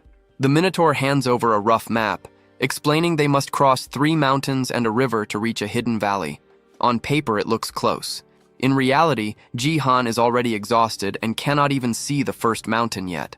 As he struggles forward, Rhea happily finds a DE rank enhancement stone hidden in the grass, showing no sign of fatigue. Rain, meanwhile, carries a heavy pack, refusing to fall behind. She is determined to be useful on this journey with her village chief and his strongest warrior. A strong sense of resolve fills her as she pushes herself, eager to prove her worth. Jihan complains about how far they still have to go. To Rain, this feels like her moment. She pulls out a book packed with scouting records, confident she can locate their position exactly. But before she can explain anything, a loud roar echoes from a nearby mountain. In that instant, she realizes she spoke too late. One of her companions urges her to move faster, saying that once they pass the first mountain, the rest of the journey will go quickly. Rain tightens her fists, reminding herself that she must prove her value, even if it requires patience. After a long trek, the group finally reaches a narrow mountain pass, only to find the road ahead completely blocked. A rock slide seals the path. The moment she sees it, Rain's eyes light up. Clearing blocked paths is one of the rabbit beast folk's strengths, and this is her chance. Confidence shows on her face as she steps forward, determined to demonstrate her worth and awaken her ability. Just as Rain ascended into rabbit form, Rhea easily destroyed the rock with a single kick. Thus, Rain's chance to prove himself was annihilated. Rhea and Jihan advance, and noticing Rain's pause, Rhea looks back. She sees Rain transformed and questions the reason. Rain replies that it was an accident. Jihan dismisses the issue and tells her to move on with them. The group proceeds through the newly opened path. As they walk, Rain returns to her normal form and trails behind. Feeling discouraged, she starts to think her help might not matter anymore. Suddenly, her long ears twitch. She senses something the others cannot. Rain stops in place and alerts her companions that movement is nearby. Jihan hears nothing at first. Rhea explains that Rain has sharp hearing, which is why she was assigned scouting duties. Jihan then recalls seeing her before. As a child, she was always alert, constantly watching her surroundings. A memory flashes through his mind of a younger Rain, bloodied and running through chaos with fierce eyes. He realizes she is the same determined child from back then, grown older but still carrying that same awareness. The sound finally becomes clear. It comes from hundreds of large, clawed feet pounding the ground. The source reveals itself as a massive group of rat-like creatures. With a serious expression, Rain identifies them as the rat tribe. Jihan connects it to the boom rats as they observe the large-scale movement from the cliff. Rain continues watching, puzzled by where such a massive group could be heading. Concern appears on her face as she traces their route. She notes that they are moving toward human lands, far outside rat territory. Looking ahead, she confirms their destination is the human faction's kingdom. Jihan understands at once that if the rat tribe is marching toward the royal palace, something major is unfolding. Rain adds that the movement is abnormal since rat villages are scattered and rarely unite. Rhea agrees, noting that such a gathering means something is seriously wrong. With a firm expression, Jihan decides they will follow the rat tribe. He needs to confirm what is happening. As they prepare to move, he calls on his small dragon companion, Rizzledrake, requesting help. Just as Jihan and Rhea start to run, Rain stops them. She struggles to keep up because her bag is too heavy.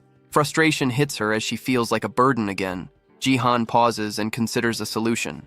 He reaches toward the oversized bag on the ground and activates his storage ability. In an instant, the bag vanishes. Rain stares in shock, assuming it must be some kind of magic.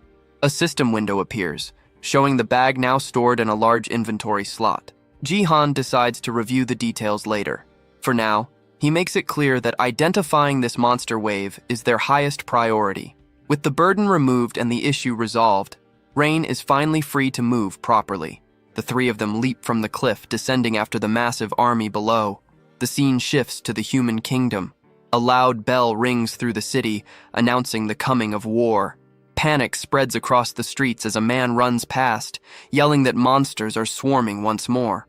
In response, armored knights quickly form ranks and begin marching through the city.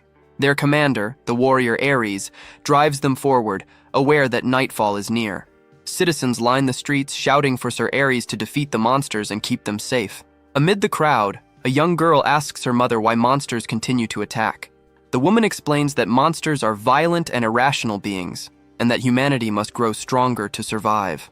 Close by, a blonde female knight listens silently, her expression cold and resolute. Elsewhere, the small red dragon Rizzledrake flaps its wings wildly, struggling to stay in the air. Watching from below, Rhea points out that they seem to be drifting the wrong way as both the leader and the dragon slowly descend. Jihan realizes he has reached his limit and may be too heavy for the small dragon to carry. Feeling apologetic, he accepts that they should descend more carefully from here on. Suddenly, Rizzledrake lets out a roar and loses all strength at once. Shock floods Jihan's face as they drop straight down. He screams as they fall, while his companions on the ground shout his name and rush after them. Their shadow stretches across the land below, growing larger with terrifying speed. A violent crash follows, as a massive cloud of dust and debris bursts outward on impact. At the center of a deep crater, Jihan sits clutching the dragon, checking if it is still alive. Relief washes over him when he sees Resildrake appears unharmed. He rises slowly, grateful for their endurance, but confusion sets in as he tries to figure out where they landed, assuming it must be near the kingdom. Then his eyes widen in pure horror. Something ahead steals the breath from his lungs. Rhea and Rain finally catch up, calling out to their village chief Jarun and asking if he is all right. Seeing his frozen expression, they ask what is wrong. He does not answer immediately. Jihan stands still, staring forward, unable to pull his gaze away from what lies before them. The ground ahead is covered with the bodies of the rat tribe. He confirms that every one of them is dead. The three stand in silence, overlooking a valley filled with death and ruin, trying to understand what could have caused this. As he examines the corpses, Jihan notices that most were killed by deep cuts and stab wounds from sharp weapons. His expression hardens as realization sinks in. This is the second time he has witnessed such a massacre. Once again, he finds himself standing before a field of lifeless bodies. The sight brings back a memory of the past, when he once stood before a shattered portal, surrounded by death and ruin. An image of his younger self flashes through his mind. Since arriving in this world, death has become a familiar presence. Back in the present, he finds it strange that the scene stirs no emotion in him, as if this kind of horror has always been normal. Rain covers her mouth in shock, recalling that she heard footsteps running from another direction only moments earlier. Without warning, a weak cough breaks the silence. The group quickly notices a lone survivor lying among the corpses. Jihan immediately signals Rain to bring her herbs. She responds at once as they hurry toward the injured figure. Kneeling down, she applies a healing salve to the wound. The rat creature offers a faint thanks, barely able to speak. Rain presses for an explanation, but the survivor hesitates, still shaken. Everyone gathers around him, waiting quietly as he stares at them with terror in his eyes. A memory grips the survivor. He recalls the face of a human warrior, a terrifying man marked by a single glowing blue eye. Trembling, he manages to say the word humans before his body locks up in rage and grief. Suddenly he screams in agony and lunges toward Rhea, accusing humans of slaughtering his people. Rhea stops him with ease, restraining him before he can strike. She forces him to look closely at them and settle down. The survivor turns his gaze to Jihan, confused. He notes that Jihan looks human, yet something about him feels monstrous. Rhea assures him that Jihan is not like the others. Jihan steps forward and explains that they followed the rat tribe. He asks the survivor to tell them what happened. With a serious look, he waits for the answer. The rat creature lowers his head and recalls how they were attacked by humans in armor. They were knights from the human kingdom. Hearing this, Jihan's eyes narrow as the weight of the truth settles in. A memory unfolds, showing the rat tribe facing rows of knights. The attack came without warning. The survivor remembers their leader giving an order, but his words are drowned out by screams and steel clashing. The scene turns brutal. Knights tear through the rat tribe without mercy. The rats are cut down one after another, unable to fight back. As his story ends, the survivor explains that the humans killed them all for no reason. Jihan and the others are left shaken. The vision shifts again. A rat messenger races through the darkening sky, flying with urgency. He lands roughly before the rat leader and delivers his report. 8 villages have already been wiped out by humans, his eyes burning with fury. The rat chief explodes in rage, questioning what crime his people committed to deserve this. He declares that they cannot endure it any longer. At the same time, atop the walls of the human kingdom, a commander orders the archers into position. Ares stands prepared beside the female knight. Together, they provoke the approaching monsters, daring them to come closer. The rat leader swells with rage, vowing revenge for every fallen comrade. A massive force of monsters from many tribes roars in response. United by fury and despair, the horde surges forward, charging straight toward the gates of the human fortress. Back in the present, the survivor explains that he was able to figure out the human's motive by observing one specific man. This knight wore a ring on his lip and carried a look filled with hatred. Through him, the true reason behind the massacre becomes clear. The survivor remembers that knight walking calmly across the battlefield, paying no attention to the chaos or the dying around him. All the killing happened for one simple reason. He bent down and picked up a small purple stone from the ground. Jihan's expression hardens the moment he understands what it was, an A-rank enhancement stone. As night falls over the human kingdom, the sky sinks into a dark, heavy blue. The female knight watches the horizon and notes that the sun has fully set. This marks the start of the battle. The rat army's eyes ignite with purple light as darkness strengthens them. A system notice explains the change. All their stats increase by 30%, but their ability to think clearly disappears. From the castle walls, the human commander gives the order. Archers unleash a massive wave of arrows, blackening the sky as they fall toward the charging monsters. The arrows strike deep, piercing rat after rat. Even so, driven by rage and empowered by night, the horde keeps moving forward. The commander then shifts tactics and orders the archers to focus on the monster at the front. A warrior steps forward on the wall, raising a shining golden sword. He prepares a skill and releases a vast wall of fire. Flames surge outward, cutting off the monster's path. The rat leader stares into the fire, purple eyes glowing, showing no fear as the attack reflects back at him. Back in the present, the survivor completes his account. He explains that he used what little strength remained to confront the humans. A memory plays out of him standing weakly before the knights, begging them to stop the slaughter. He remembers clenching his teeth, forcing himself to show resistance despite pain and fear. The human knight simply turned away. He left without a second glance, abandoning the dying rats as if they were worthless. The survivor realizes that once the humans obtained what they wanted, the rest no longer mattered. Jihan listens without speaking. He feels no rage, only understanding. To him, this is simply how the world operates. His mind drifts back to his school days. He remembers being bullied, surrounded by classmates who only cared about using his father's influence for their own benefit. They pressured him, questioning why they had ever treated him kindly if he could not give them anything in return.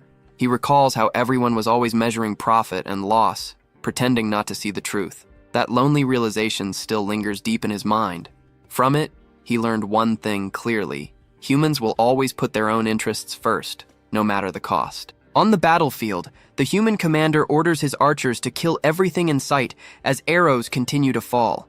Amid the fire and steel, one rat warrior pushes ahead with unbroken resolve. Spotting the leader of the rat tribe, the humans on the walls shout for every weapon to be aimed at him.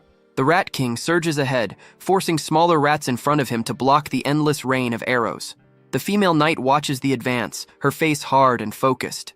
Arrows bury themselves into the Rat King's body, yet he ignores the wounds and pushes on toward the gate. His resolve is absolute. He intends to make the humans feel the pain and will of his tribe, even if it costs him his life. A bright blue energy begins to spark and gather around his body as he prepares a final move. He channels everything he has left, preparing to carve his tribe's suffering into the humans. The stored power is released toward the castle wall.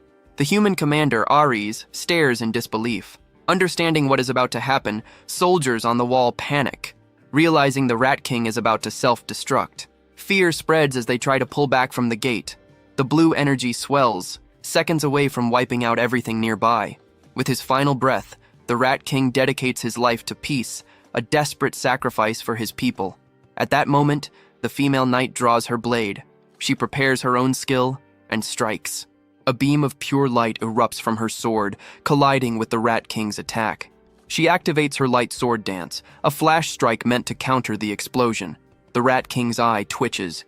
In his final moments, he realizes with bitter clarity that his sacrifice will change nothing. A massive blast erupts at the castle gate, sending a shockwave across the battlefield. Far away, Jihan's group hears the explosion. Rhea confirms she heard it as well. Jihan explains that the Rat King was a boom rat, also known as a suicide rat, and that it just used its ultimate skill. The lone survivor watches in heavy silence, knowing the battle is over and his people are gone. Jihan reflects on his knowledge from the game. By the sixth wave, boom rats were nothing more than minor threats to a single S-rank knight. Even if the self-destruction had fully succeeded, it would have only damaged the outer walls. The sacrifice was pointless. He wonders if the rats knew they would die and still chose to fight, simply to show the humans their pain and resolve. His teeth grind as he remembers that many of those killed were women and children who never fought at all. Jihan recalls Tar explaining why there were no strong male beast folk left in their village. The men had marched toward the human kingdom, swearing revenge, and never came back. Their families were left behind. Only now does Jihan fully understand. The monster attacks were not meaningless chaos. They were a direct result of human greed. A memory surfaces of the king telling him not to worry and to simply follow orders. Jihan clenches his fist, realizing that accepting that offer would have made him part of the same problem. He lets out a slow breath, feeling calm about his choice, even though his faction has changed. He knows he is still human. Like anyone else, he moves for his own reasons. His faction's goal is the destruction of the human faction, but his true drive is simpler. He wants to protect those he cares about. Turning to his companions, he admits that he never explained the real reason for seeking out the lizard tribe. His goal is to unite them and grow stronger, not just to survive, but for something larger. He makes one thing clear: the monster waves are not random. They are the result of unchecked human slaughter.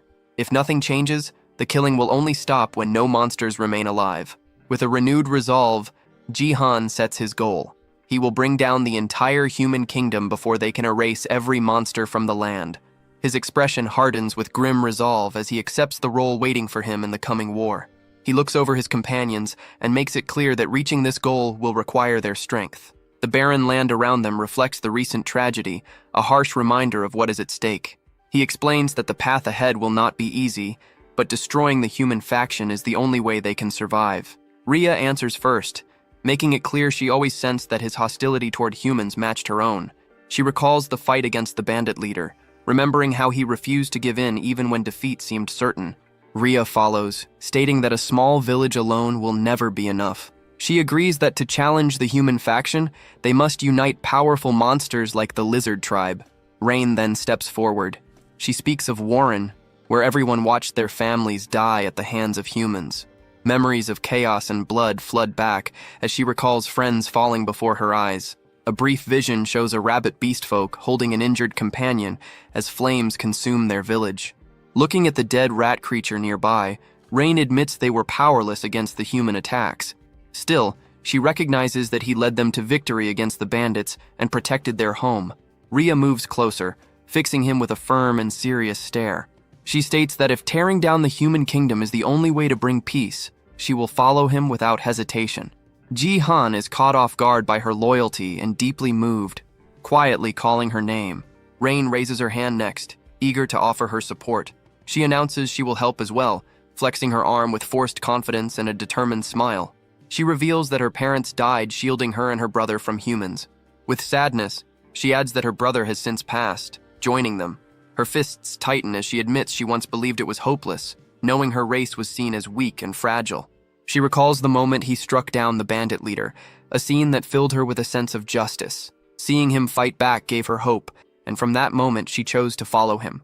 She lets out a nervous laugh, admitting she may not be very useful, but she is determined to do her best. Jihan thanks her simply for standing with him. Her eyes brighten with relief and joy. He reflects quietly, understanding that while their reasons differ, their purpose is the same, and that is what truly matters. Turning back to his companions, he declares that they will put an end to the cycle of human massacres and monster retaliation. Rhea watches him with steady resolve, prepared to walk this harsh road beside him. With renewed determination, Jihan sets their final aim: to break the chain of hatred and bring peace back to the world. Even if their motivations differ, their shared goal binds them together. He reinforces that they must end the endless loop of human slaughter and the monster attacks that follow as Rhea listens, fully aware that their mission is to shatter the cycle of hatred once and for all. He completes his declaration, committing himself to bringing peace back to this world for everyone. At that moment, another voice calls out, stating a wish to stand with them. The remaining survivors of the rat tribe slowly step out from the shadows, moving through the field of bodies. They gather before the group, asking to join their side as more survivors reveal themselves one after another. Later, Jihan learns the reason behind their sudden trust. The cautious rats had been listening to the entire conversation from a distance. One especially large rat steps forward, its size catching Jihan off guard. Rhea immediately begins treating the wounded survivors, signaling the large rat covered in bandages to wait. Once the injured are cared for, they hold a quiet ceremony to burn the bodies of the fallen. At the same time, the human kingdom has already pushed back the sixth wave and begun clearing the battlefield. Knowing they are running out of time, Jihan understands they must reach the lizard folk before the kingdom grows even stronger. The next morning, sunlight rises over the land, marking the beginning of a new journey. Jihan hands the new rat tribe chief a map, instructing him to search for Taro in a cave while the group is away. As the expedition departs in search of the lizard folk, the new chief watches them leave, map in hand. He looks down at the rough, childish drawing, completely confused by it. A system window appears, confirming the addition of 67 new members and updating the quest progress. After parting from the rat tribe, the group heads toward the swamp, where the lizard folk are said to live. Along the way, they stop at a river. While his companions play nearby, Jihan suddenly sinks beneath the water. He flails desperately, calling for help as the others rush in. Realizing the detour has taken its toll, they pull him out and press on his stomach until he coughs up the water he swallowed. Despite the harsh journey, they continue making progress toward their goal. Later, they encounter a wild goblin standing guard at the entrance of a cave. Jihan decides to recruit it, handing over the same crude map he previously gave the rat chief.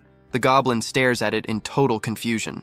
A system notification appears, confirming the successful recruitment of 40 goblins into his faction. They soon encounter the Taro tribe, and Rain is surprised to recognize the muscular beastmen she once knew. After another successful recruitment, 12 more members join the growing faction. Their journey is suddenly halted by the appearance of a massive, squishy blue slime. Jihan is stunned to realize it is the Slime King, the boss of the 7th wave, leading its kind straight toward the human kingdom. He runs forward and spreads his arms, desperately trying to stop them.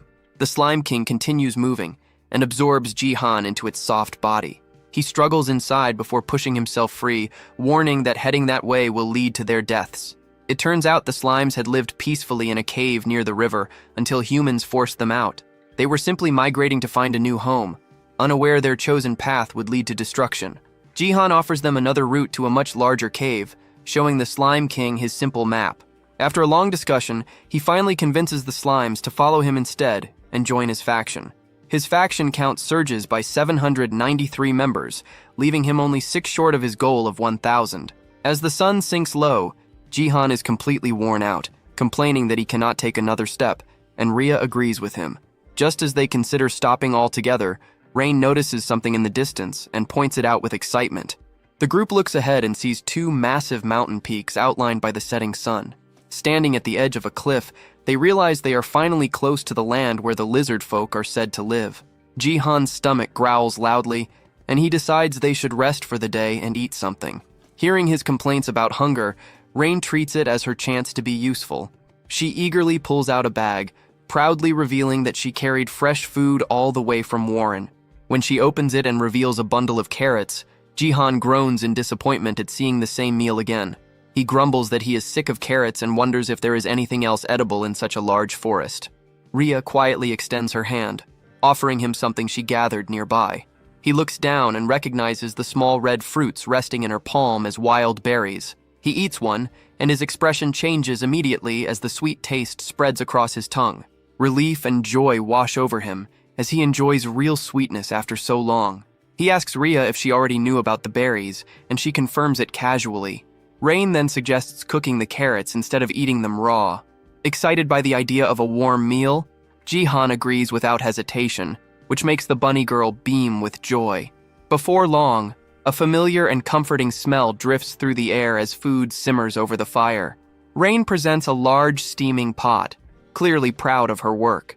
Jihan is shocked to recognize the dish as soybean paste soup, and both he and Rhea find it surprisingly delicious. Curious, he asks where she got the soybean paste. She explains that cooking is her hobby and that she made it herself. Suddenly, Jihan calls out to Rain after noticing something strange. He wonders if she just bit into a rock. She nervously explains that she sensed something moving in the darkness. At that moment, a new scent draws her attention, and she turns her head with a confused look. 2 enormous ogres step out from between the trees, one of them muttering that he also bit something hard earlier. Rain finally notices the towering figures behind her and lets out a scream in terror. She shuts her eyes and braces as one massive green hand reaches down toward her. Instead of attacking, the ogre ignores her completely and bends down to pick up one of the carrots lying on the ground. Jihan watches closely and notices that both ogres are covered in scars and fresh wounds. He realizes they were drawn in by the smell of food, not looking for a fight. One of the ogres stares at the soup pot, sniffing the air with open curiosity. Trying to gather her courage, the bunny girl lightly pushes against the giant's leg to get its attention. The creature crouches low, eyes locked on the pot, while Jihan looks on in confusion. Suddenly, the ogre reaches straight into the fire and grabs the pot with its bare hands. A second later, it drops the pot and screams in pain, shaking its badly burned hands wildly. Jihan watches the scene in silence, wondering how creatures with such low intelligence manage to survive at all. At the same time, he begins to rethink his plans about recruiting ogres. As the creatures bend down and start eating the spilled soup, Jihan lets out a tired sigh, worried this unexpected stop will slow them down. Deciding to judge them properly, he activates a skill, and a purple mark glows inside his eye. The result shocks him. Both ogres are high-level B-class monsters, far more dangerous than they appear. Showing surprising strength, one ogre casually lifts the still hot pot again, ignoring the heat completely.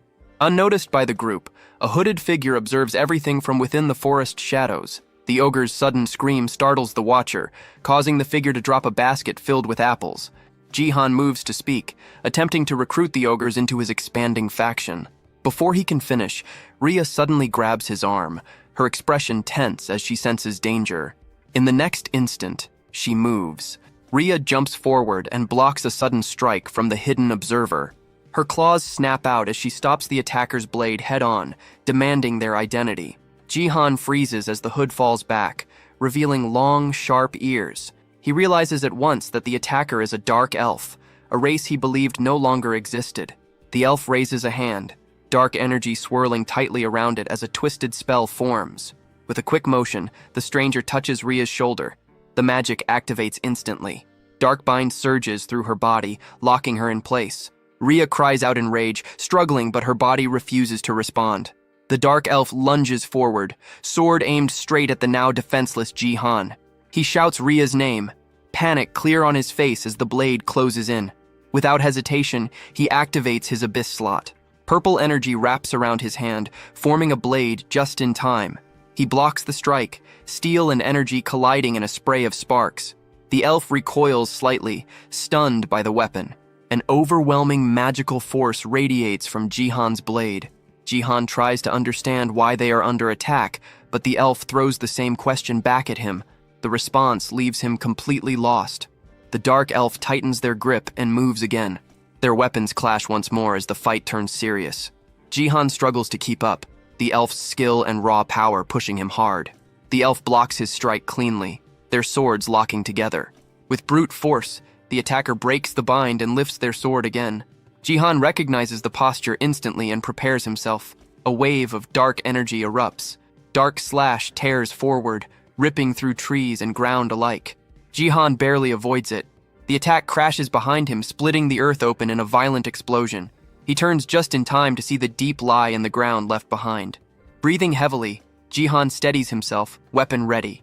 Across from him, the dark elf stands with blood running down their face. The elf is clearly shocked he survived the attack, but quickly suppresses the reaction.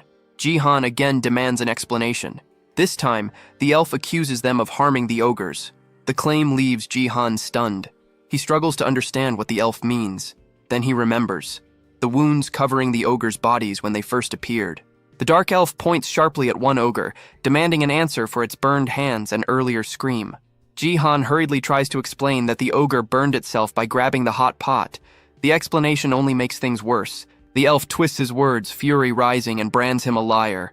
Desperate to clear up the misunderstanding, Jihan turns to the ogre and seeks confirmation. He asks the creature directly whether his group caused those injuries, and the ogre denies it. Jihan then faces the elf again, presenting the ogre's response as proof they were innocent. The elf remains unconvinced, and questions the ogre once more, asking if Jihan's group was responsible for the harm. The elf accuses Jihan of taking advantage of the ogre's low intelligence, refusing to accept his explanation.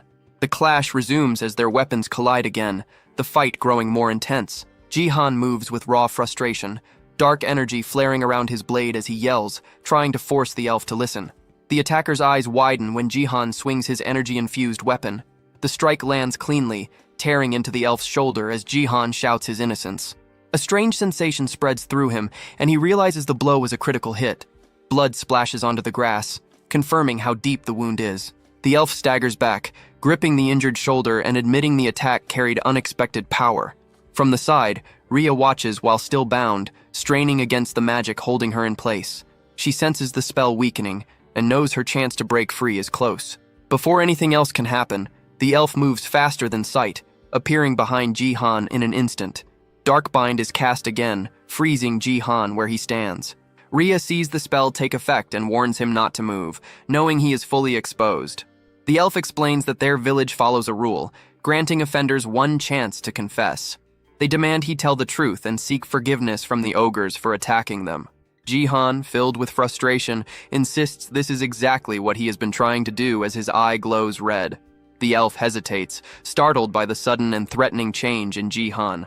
Breaking through the paralysis, Jihan lunges forward, declaring his innocence one last time. He strikes the elf down, and one of the ogres calls out the attacker's name, Leo. Leo collapses on the ground, admitting they lowered their guard and never expected resistance. Staring up at Jihan, Leo begins to wonder if this human might actually be stronger. Grinding his teeth, the elf is left stunned and furious by the unexpected defeat. At that moment, Rhea finally breaks free of the binding magic. She grabs the elf from behind and locks him in a chokehold, warning him not to make sudden moves. Jihan recalls that the dark elf's binding skill has a perfect success rate on lower-grade targets. However, he also knows its effectiveness drops sharply against equal or higher grades. This is why he checked his own stats when he first entered this world. His attributes were heavily focused on critical rate and critical damage, an unusual build. More importantly, his status window showed no grade at all. He concluded that this meant his grade was at least A rank, possibly higher. That explained everything. It placed him on the same level as the A rank elf and clarified why the second binding spell failed. With the immediate danger resolved, Rain looks toward her leader. Rain looks to her leader, asking what they should do next. Rhea keeps her claws firmly pressed against Leo's neck, making sure he cannot move. Leo's thoughts drift back to the day he left his home, swearing he would return as a great warrior. Now, lying restrained, he feels nothing but failure. Jihan steps closer and calmly signals Rhea to let the captive go. He reaches out and places a steady hand on Leo's shoulder, urging him to trust him.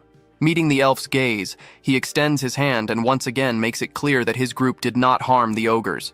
He then offers his help, promising to uncover who actually attacked Leo's people. At that moment, a system message appears, showing that their relationship has improved. Suddenly, a voice echoes from the darkness, announcing that it has finally found them. Jihan turns his head, focusing on the unseen presence. A knight clad in dark armor steps out from the forest, his blue eyes glowing coldly. With a cruel expression, the man mocks the ogres and warns that escape is pointless. Jihan's eyes widen in instant recognition as he notices the silver ring pierce through the man's lip. A silver ring caught the light, and the sight froze him for a brief second. Jihoon's thoughts spun as he recalled the man ahead, a knight with a silver ring set into his lip. It had all started over a small purple stone, yet that same knight was feared across the kingdom. He was the one who had wiped out the rat tribe. Heavy footsteps rang out, thud after thud, each step carrying weight and rank. Jihoon could not read the man's stats, but his instincts filled the gaps. 3 stars were etched into the knight's armor, marking him as an upper knight, A rank. There were countless A-rank knights in the realm, far too many to remember. The fact that this face felt unclear meant one thing. He was not a public hero, but a hidden blade. The knight moved closer, his face stiff and sharp as his eyes scanned Jihoon's group. He noted the strange mix before him, ogres, beast folk, and humans. Judging it as an odd pairing, his gaze settled on Leo. With a brief sound of interest, he studied the dark skin and pointed ears and understood at once, a dark elf. A thin laugh slipped out as he considered the value of such prey. To him, this chase had become a good find. Jihoon's thoughts hardened as the image of ruin matched the man before him. He wondered if this was truly the one who had torn through the rat tribe village. The knight showed no concern in confirming it, treating slaughter like a dull task. Seeing Jihoon speak so freely to a human stunned Leo. For a moment, he could not accept that his companion was addressing a human at all. When Jihoon pressed on, questioning whether this knight had also struck the ogres, the response came as loud, cruel laughter. That sound crushed any doubt Leo still held. Regret flooded him, forever mistrusting Jihoon. He bent his head and apologized again and again, owning his mistake. Jihoon stared, unsure why Leo had suddenly changed. Clenching his teeth, Leo understood that even without shared words, the truth was clear enough. In a flash, he burst forward, his speed sharp enough to shock even Jihoon, fast enough to claim first place in any race, if such things mattered now. Leo struck, his magic dagger flashing toward the knight. The blow was stopped cold by an armored hand. Steel took the hit, leaving the knight mostly unharmed. A crooked smile spread across the knight's face as he judged the gap in gear between them. A low laugh followed while he muttered something unclear and shifted his stance. Leo's thoughts raced. If the armor could not be broken, then flesh without cover was the answer. He charged again with full force, slicing at the side of the knight's neck. The blade cut true. Pain broke through as the knight let out a rough sound and spat curses at the lesser race. He answered at once, driving a brutal punch forward, packed with enough force to shatter bone. Leo managed to block the strike despite the pain, forcing his body to take the shock head-on. Driven by rage, he attacked again with his dagger, aiming for the knight's chest, but the armor proved far tougher than he had expected. The blade shattered in his grip, and the sudden break left him frozen for a split second. Before he could recover, the knight answered with a crushing blow that sent Leo flying into the ground. The knight exhaled hard, thinking that he had gotten carried away. He reminded himself that this target was valuable property and should not be damaged too badly. The word property made Ji-hoon frown at once. Leo's body shook as he tried to stand, gathering every bit of strength he had left. The knight stopped him by pressing a boot down on his leg, pinning him in place. With a cold smile, the idea was repeated in his mind. Leo was merchandise. The knight then looked at Ji-hoon and the others, judging them the same way, only cheaper. He did not care why they were here, but if they belonged to the kingdom, they should already know how popular monster shows had become. The term monster show echoed in Ji-hoon's thoughts, leaving him confused. The knight looked down on him, treating him as an ignorant human who did not even know such things existed. Then understanding hit him. The knight's eyes widened as he finally recognized Ji-hoon. His mood shifted at once, turning sharp and excited as he laughed, now recalling who stood before him. It was the so-called legendary knight. The hunt had turned far better than expected. Rare ogres, a young dark elf, and even a human tritar with a royal bounty tied to his name. Filled with pride, the knight decided that he would personally take them all back to the kingdom. Without delay, he charged straight at Ji-hoon, aiming to end it quickly. Ji-hoon tightened his grip on his sword and prepared himself. As the knight closed the distance, Ji-hoon struck first, but the attack was stopped by a bare hand. The knight noted with interest that the sword itself looked valuable too. Ji-hoon questioned whether all of this was truly ordered by the king. The answer came without warmth, making it clear that the king's will was law. Ji-hoon thought bitterly that acting openly cruel must make things easier, leaving no room for guilt. The knight took that thought with a grin, seeing it as fitting for a traitor. Nearby, Rizzle lay fast asleep, calm and untouched by the violence around him. Without warning, Rhea rushed forward and slashed the knight's arm with her sharp nails, drawing blood. Watching this, Leo's thoughts drifted to party rules, how experience was shared but depended on effort. He wished, even now, that more of it could flow to Rhea. Ji-hoon turned his focus to Rizzle, urging him to be ready if things went wrong. The only answer was a loud roar that shook the air itself. The knight mocked them as uncivilized beings, though he admitted they made good entertainment. Muttering under his breath, he called on an earth-based power. The ground responded at once. Stones rose and gathered around his hand, sealing it inside thick, hardened rock. Ji-hoon's suspicion was confirmed. This was an earth attribute skill. With his arm now wrapped in solid stone, the knight steadied himself and prepared to strike again. He roared in rage over the damage done to his armor, fuming about its cost and how it had been scratched at all. Then he swung with brutal force, unleashing a fist made of earth that slammed toward Ji-hoon and Rhea, the impact rattling the ground beneath them. Ji-hoon focused as the A-rank knight, Lockhand, pressed the attack. He followed every motion, sensing the raw strength behind the strike while also noticing its flaw. The size of that stone-covered weapon made it slow. Against the awakened Rhea, it was a bad pairing. Even so, Ji-hoon understood that letting the fight drag on would only make things worse for them. At that moment, Rhea dropped from the top of a tree, her body aimed straight at the knight. Lockhand met her without hesitation, lifting his massive rock arm and trying to crush her mid-air. Rhea slipped past the blow, landing on a nearby beam and twisting her body. Her claws flashed, ripping through his arm in a sudden counter. Lockhand froze, stunned, as blood spilled from the torn flesh.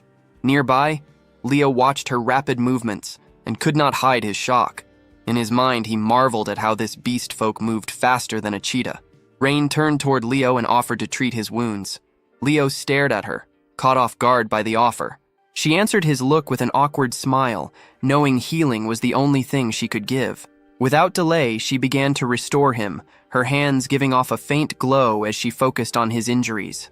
On the other side, Ria did not slow down. In just a few seconds, she struck again and again, her claws cutting through Lockhand with blinding speed. Deep gashes spread across the knight's hands, blood running down his arms. Even the orc nearby stood frozen, unable to accept how fast she was moving. Ji-hoon kept his eyes on Ria, breaking down every step of her fight with the A-rank knight Lockhand. He saw clearly why a B-rank like her could hold her ground. The gap in speed was overwhelming. She was fighting on skill alone. Still, Ji-hoon knew that every transformation had a time limit.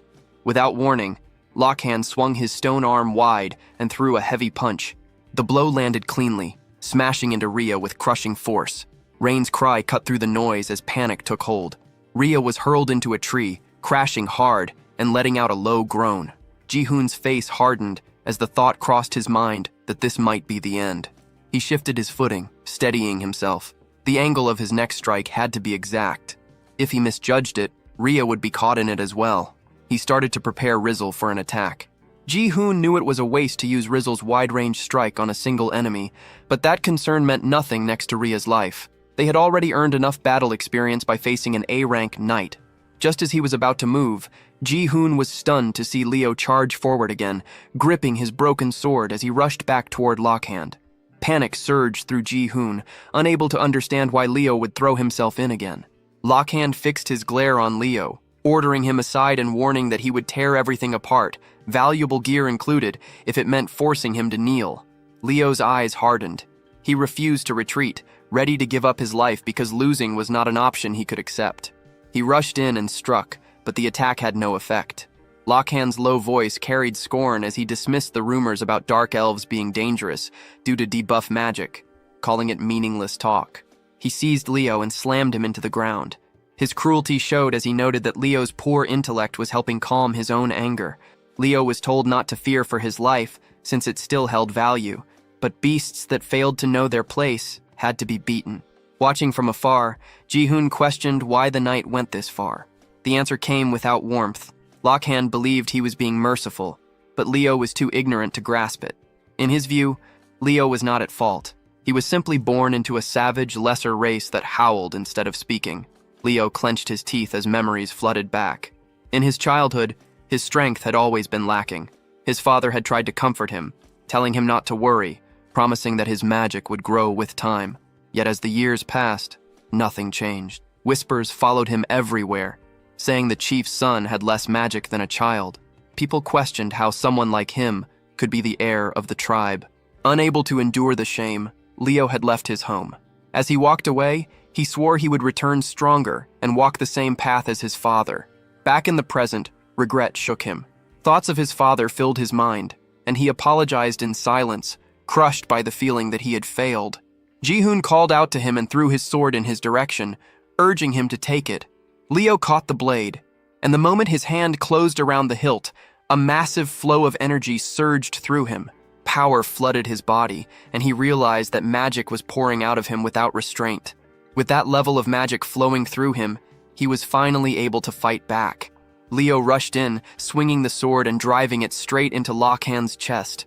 The knight did not move, not even a scratch appearing. Lockhand burst into loud laughter, treating the attack as nothing more than a joke. Ji-hoon watched Leo closely, breaking down the motion of the strike, noting the diagonal path from the upper right down to the lower left. Then Leo let out a roar as the sword released an even greater surge of power. Energy poured out without restraint.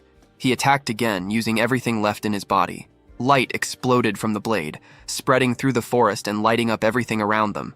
The force behind it stunned everyone who witnessed it. Lockhand was hit head-on and hurled far away as the ground split apart beneath him. His armor, clothes, and all his gear shattered and were wiped out completely. Ji-hoon stared, stunned, realizing that Leo's strength was several times greater than before. Leo looked down at his own hands, unable to accept that he had released such power. His strength ran out at once, and he dropped to the ground, eyes fixed on the sword, as he wondered what kind of weapon it really was. Ji-hoon immediately turned his attention to Rain, urging her to treat Leo and Ria at once. Rain answered without delay, her resolve clear as she moved to help. Not far away, Lockhand lay on the ground, barely alive, yet still able to curse, raging that such lesser races dared to stand against him. Ji-hoon stepped forward and threw his sword toward the fallen knight, forcing his focus away from empty insults and toward a different kind of talk. Ji-hoon's gaze sharpened as he showed calm interest in the kingdom itself. He pressed the blade tight against Lockhand's neck, making the threat clear without words. From that moment on, any lie or refusal would carry a price. Ji-hoon began questioning him at once, first demanding to know the number of soldiers in the kingdom. Lockhand answered that when archers and foot soldiers were counted together, the total exceeded 3,000. Ji-hoon followed up by asking about soldiers like Lockhand who operated outside the royal palace. Lockhand admitted he did not know how many subjugation forces existed. Ji-hoon pressed further, questioning what those forces were meant to do. Lockhand's eyes darkened as old memories surfaced. The scene shifted to the past, to a moment when he had been summoned by the ruler himself. Back then, he had stood before the king, addressed as Senior Knight Lockhand of the Royal Guard Oth Division. Lockhand had answered the summons with respect, and the ruler had stated the need for stronger arms. He had been ordered to wipe out everything surrounding the kingdom and recover whatever was required. The scene returned to the present as Lockhand continued explaining to Ji-hoon. The subjugation forces were roaming in search of enhancement stones to strengthen weapons and caves rich in iron ore, which was used to reinforce the city walls. Ji-hoon reflected that his question might have been too simple. From what he knew of knight defense systems, expeditions existed for gathering items like enhancement stones and grade stones. It seemed likely that the subjugation forces were nothing more than groups formed for those same purposes. He moved on to his next concern, and asked about the kingdom's 2 elite knights, Ares and Lib. Lockhand confirmed at once that he knew them. Ji-hoon pressed further, asking about their level, or more precisely, how many skills they could use, since early progression could be judged by skill count. Lockhand stated that both Ares and Lib were capable of using 2 skills each. Ji-hoon processed the answer and concluded that neither had reached level 20 yet. Lockhand then let out a mocking laugh, pointing out that Ji-hoon's focus on troop numbers and elite knights made it seem as if he were setting his sights on the kingdom itself. Ji-hoon showed no hesitation, treating that idea as irrelevant.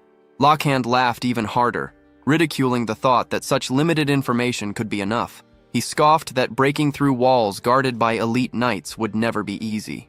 Then he dropped a detail Ji-hoon had missed. There were not only 2 elite knights. Ji-hoon froze, instantly understanding the weight of that statement. He recalled how, in knight defense, the maximum number of elite knights allowed before the game ended was 7. Choosing which S-rank knight to summon during the first wave often decided whether the run would succeed. He remembered the structure clearly, the steady climb from wave 1 up to wave 15. Yet now, in this early stage, barely past wave 6, the kingdom already possessed more than 2 elite knights. Lockhand revealed their names with calm certainty. Artillerist Akur and Fanatic Archeon. That made 4 elite knights already known. Ji-hoon found himself unable to speak, his thoughts racing as the gap between the game and reality became clear. Unlike a game, this world did not reset. Soldiers could be wounded for real, and walls could truly be broken. Repairing defenses and healing the injured would demand vast time and effort, far beyond simple numbers on a screen. And yet, the reason wars could happen so often became painfully clear in Ji-hoon's mind. The scene shifted to the aftermath of Akur's healing. She was shown restoring everything around her, fixing shattered ground and broken structures with exact control. Her power returned all damage to its original state, radiant energy spreading across the battlefield. Ji-hoon watched in shock as the truth settled in. It was because of the healing artillerist Akur. His thoughts raced further as he accepted that even the sage Archeon existed in this world. There were already 4 S-rank knights, and the fear grew that there might be more. The situation felt absurd, a reality so extreme it was hard to grasp. From the kingdom's side, this world was set to an easy mode. From Ji-hoon's side, trying to break through such power meant facing an ultra-hell mode. Lockhand noticed Ji-hoon's frozen state and reacted with open mockery. Ji-hoon steadied himself, deciding there was one final thing he needed to know. A sharp realization struck him. There had never been legendary knights in the game. The only player had been him. He was an existence that did not belong to the system at all. He sought to understand what a legendary knight truly was, and how Lockhand had summoned such a being. Before that thought could fully form, a sudden rain of arrows poured down toward him. Panic spread as Rain reacted to the attack. Realizing they had been surrounded by a large force of humans, Leo stared in disbelief, wondering if Lockhand had reinforcements. From the forest emerged the Royal Guard Oath Division. Their armor gleamed as they raised their weapons, all aimed at Ji-hoon. They ordered him away from Sir Lockhand. Despite his burned and broken state, Lockhand formed a cruel smile and activated his skill. Stone Earth regeneration took effect, his body slowly repairing itself. He reaffirmed himself as a knight of the Great Kingdom, making it clear he would not give up information easily. Anyone who learned the kingdom's secrets would die there, and Ji-hoon's corpse would be personally delivered back. Ji-hoon remained calm. He already knew about the kingdom's movements through the rat tribe. Around 100 soldiers had attacked their village. If their commander failed to return soon, those same soldiers would head this way searching for him. Ji-hoon had been waiting for that outcome as well. Lockhand reacted with anger, dismissing it as a lie. Ji-hoon continued without emotion, pointing out that if Lockhand truly was their commander, then every one of those soldiers was weaker than him. Lockhand demanded how Ji-hoon could be so sure. Ji-hoon answered with nothing more than a confident smirk, knowing the reason was simple. It was all based on experience. Lockhand's face twisted in disbelief as the meaning of the word experience sank in. Without giving him another second, Ji-hoon turned his focus to Roselle, signaling that it was time to move. The creature answered with a deep roar as Roselle Drac fully awakened its strength. Lockhand reacted with mocking laughter, dismissing the idea that such a small monster could pose any threat. Ji-hoon pushed Roselle forward, ordering it to seize them all. Roselle opened its jaws wide and released its dragon breath. Fire burst out in a violent wave, swallowing the Royal Guards whole. A system window appeared at once, flashing new alerts. Party synergy effect activated. Magic-type monsters' attack power increased by 20%. Even while burning, Lockhand showed disbelief, unable to accept what was happening. Rain, Leo, Rhea, and the orcs stood frozen, eyes wide, watching Roselle's overwhelming power erase everything in its path. After a short while, the flames died down. Roselle's strength drained away as exhaustion set in. Another system notice appeared. Mana depletion penalty. Fatigue increased. Ji-hoon walked up to the worn-out creature and patted its head in approval. Roselle managed a weak smile, breathing hard but clearly satisfied. Ji-hoon's thoughts turned inward as he reviewed the fight. His level had risen at a shocking pace. Still, the total experience felt lower than expected for the number of enemies defeated. He guessed most of them had been low-ranked knights. Even so, he judged the result as a solid gain. As he looked around, something unsettling caught his eye. The burned royal guards began to change. Their bodies hardened, turning stiff and clear until they became crystal stones. Ji-hoon picked one up and studied it closely. He noted that enhancement stones did not break, even under a dragon's breath. With that confirmed, he ordered everyone to collect the spoils. Rhea and Rain agreed at once and rushed off to gather everything they could find. While they worked, Ji-hoon opened the system window and checked the stats of Roselle, Rhea, and Rain. He confirmed that experience within a party was shared, but divided based on contribution. Rain, who had only healed during the fight, had still gained 17 levels. Rhea and Roselle, who fought directly, had risen by 10 and 7 levels. From this, Ji-hoon concluded that rank played a role in experience gain. He glanced over at Rhea, Rain, and Roselle, all busy picking up enhancement stones. Even with the unclear balance of experience sharing, he felt relieved. Roselle had reached level 10. Its MP had increased sharply, and a new skill had appeared. Ji-hoon froze when he recognized it. It was a skill he never expected Roselle to have. The focus shifted back to Ji-hoon. His thoughts turned to Leo, and he felt that something between them was still unresolved. The internal counter in his view read 64%. He questioned why Leo had fought with such desperation, even putting his own life at risk to protect the ogres and shield Rhea. Leo stayed silent, weighed down by regret. Inside, he apologized to Ji-hoon for everything that had happened. He decided to escort the lost ogres to the sea, and then leave on his own. As he walked, weakness lingered in his body. He remembered the promise he had once made, that he would return stronger and follow his father's path. No matter how hard he trained, his magic power had never grown. Yet through the recent battle, he felt that he had finally found a possible way forward. As Leo prepared to depart, Ji-hoon observed him closely. He noted that Leo's magic power was abnormally low, barely 1/10 of what a normal dark elf possessed, perhaps even less. Ji-hoon understood that 2 restraints and a single slash were enough to drain Leo completely. Leo was taken aback.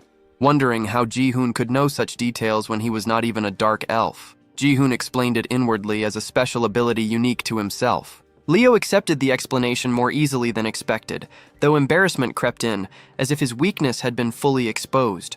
Ji-hoon then brought up the moment when Leo had gripped the sword and felt his magic surge. He reasoned that the blade was no ordinary weapon, but a magic sword capable of supplying magic power and boosting magical attacks. Leo understood at once that it was a rare magical weapon, and admitted he had never seen one of such quality. Ji-hoon chose to give the sword to Leo. Leo questioned the intent, and Ji-hoon's purpose was clear. He wanted Leo to wield it and fight at his side. Leo recalled that dark elves did not normally join forces with other races. Still, Ji-hoon pressed the point that Leo wished to grow stronger. Ji-hoon understood Leo's condition well. His magic power was lacking, but his physical ability was far beyond that of other dark elves. The real weaknesses were his low magic reserves and poor magic attack strength. Leo reluctantly admitted that this judgment was correct. Among dark elves, those with weak magic were treated as worthless. That was the reason Leo had been traveling in search of a way to increase his magic power. Ji-hoon then took an enhancement stone and rubbed it against the sword, confident that the issue could be fixed. He believed Leo's physical talent was unmatched among his kind and offered to help him build the magic power he lacked. Ji-hoon was capable of continuously increasing the weapon's magical output. He pulled out a B-rank enhancement stone and began the enhancement process. Leo watched in disbelief as the attempt failed. The magic power did not rise at all. Ji-hoon tried once more. From afar, Rain noticed the flashes coming from the enhancement stones and felt puzzled by what she was seeing. At last, the sword's magic power rose.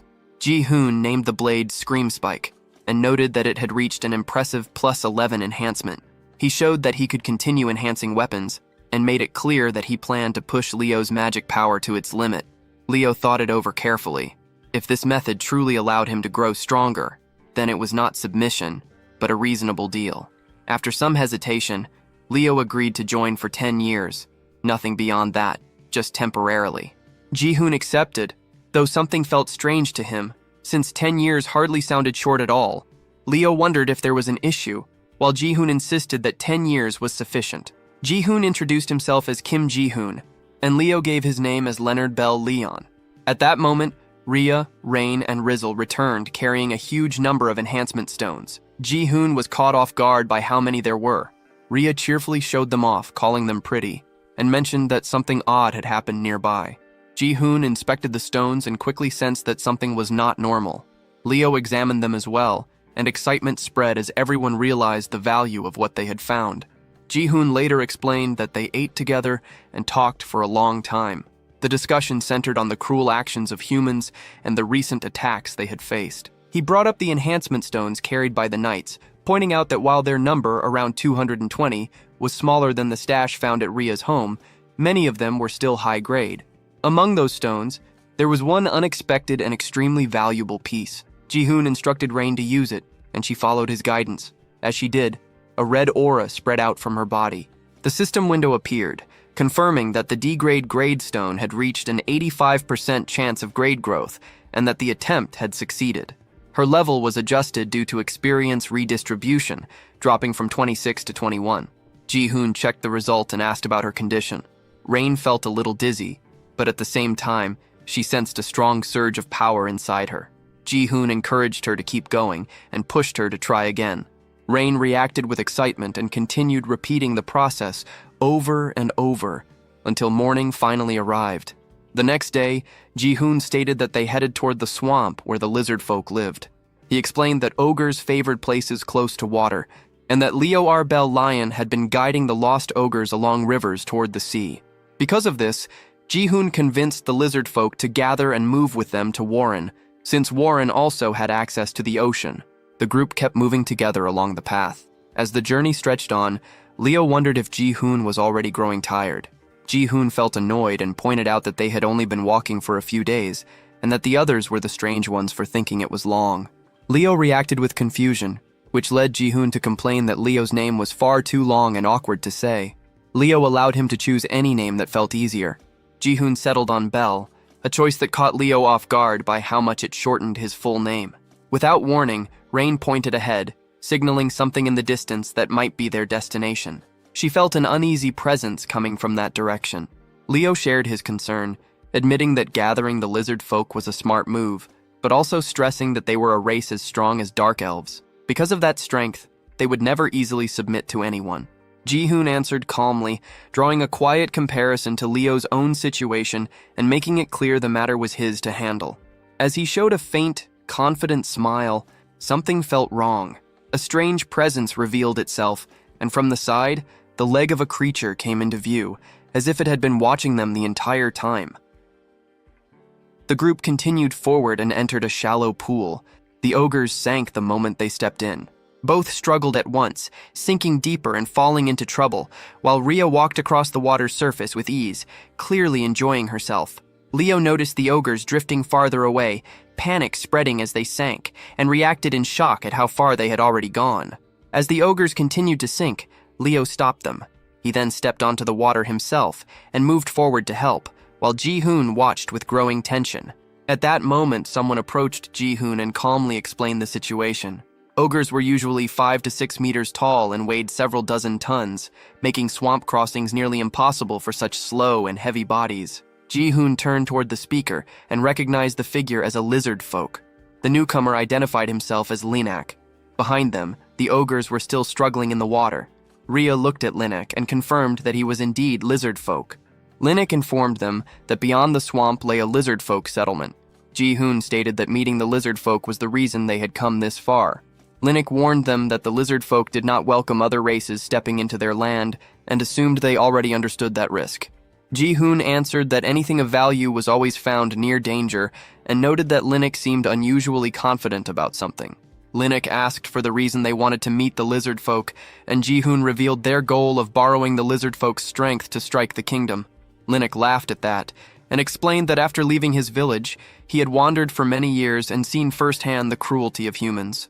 Because of that, he understood why such different races, humans, beast folk, dark elves, and ogres, had gathered for the same cause. Hearing this, Leo let out a quiet breath of relief. At that moment, Razel floated over and settled on Ji-hoon's head.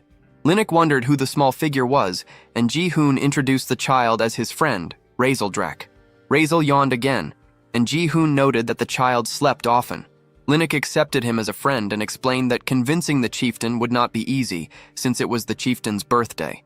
He added that the chieftain was young and cautious, and that they would need to show enough power to succeed. He wished them luck with their plan, and said he would take care of the ogres in the meantime. Leo hesitated, feeling uneasy, but Ji-hoon insisted, and respectfully asked Linak for help, even calling him an old man. Leo questioned how Ji-hoon could trust someone so quickly, but Ji-hoon urged him to follow and called him Bell. Leo objected, pointing out that he had never met Linak before, and that such trust felt reckless. Ji-hoon reassured him and asked him to believe, explaining inwardly that the old man had a high level of affinity with him. Leo glanced at Rayan and wondered if Ji-hoon had once again seen through everything with that strange ability. Rayan hesitantly agreed. Linak then called the ogres over and told them to come with him. At first, the ogres refused, insisting they could not follow just anyone. Linak understood their caution and offered them food instead. The ogres quickly softened, admitted they were hungry, and agreed to follow him. The group moved toward Mudrak village. Linak mentioned that Mudrak would be lively that day, though the thick fog made it hard to see much. Ji-hoon asked how much farther they had to go. Before long, they arrived at the lizard folk village of Mudrak. Ji-hoon noted that he had never imagined a village could exist deep inside the swamp. Rayan pointed out that perhaps because it was the chieftain's birthday, no one seemed to be around.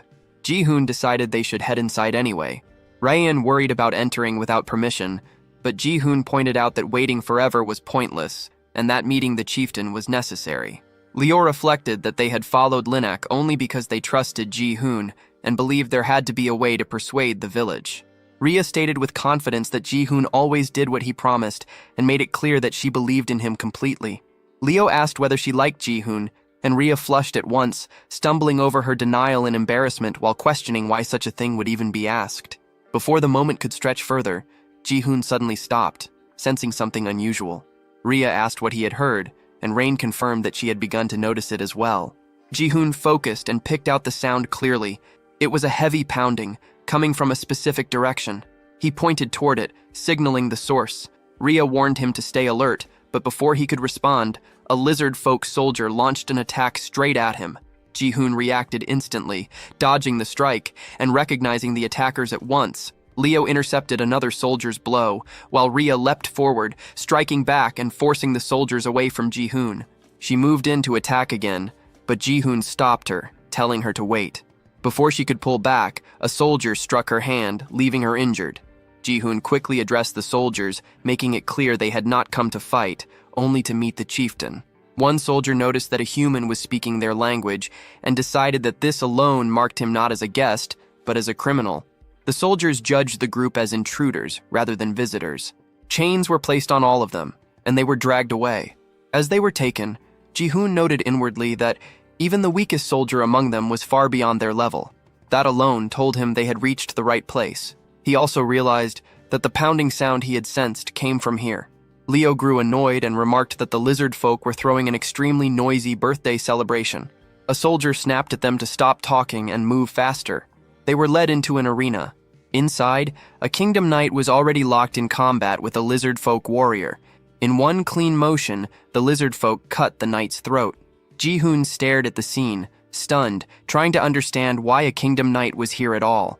The lizard folk warrior who delivered the killing blow bowed deeply before Lyrak and offered birthday wishes. Lord Lyrak continued eating his fish, calmly observing that the warrior's edge had grown sharper. He praised the fight as a fine, bloody display worthy of a true lizard folk. Another lizard folk called out for the next match to begin. A warrior stepped up to the caged kingdom knights and challenged any of them willing to fight to come forward. The knights, unable to understand his words, shouted in anger, telling him to go away while shaking in fear.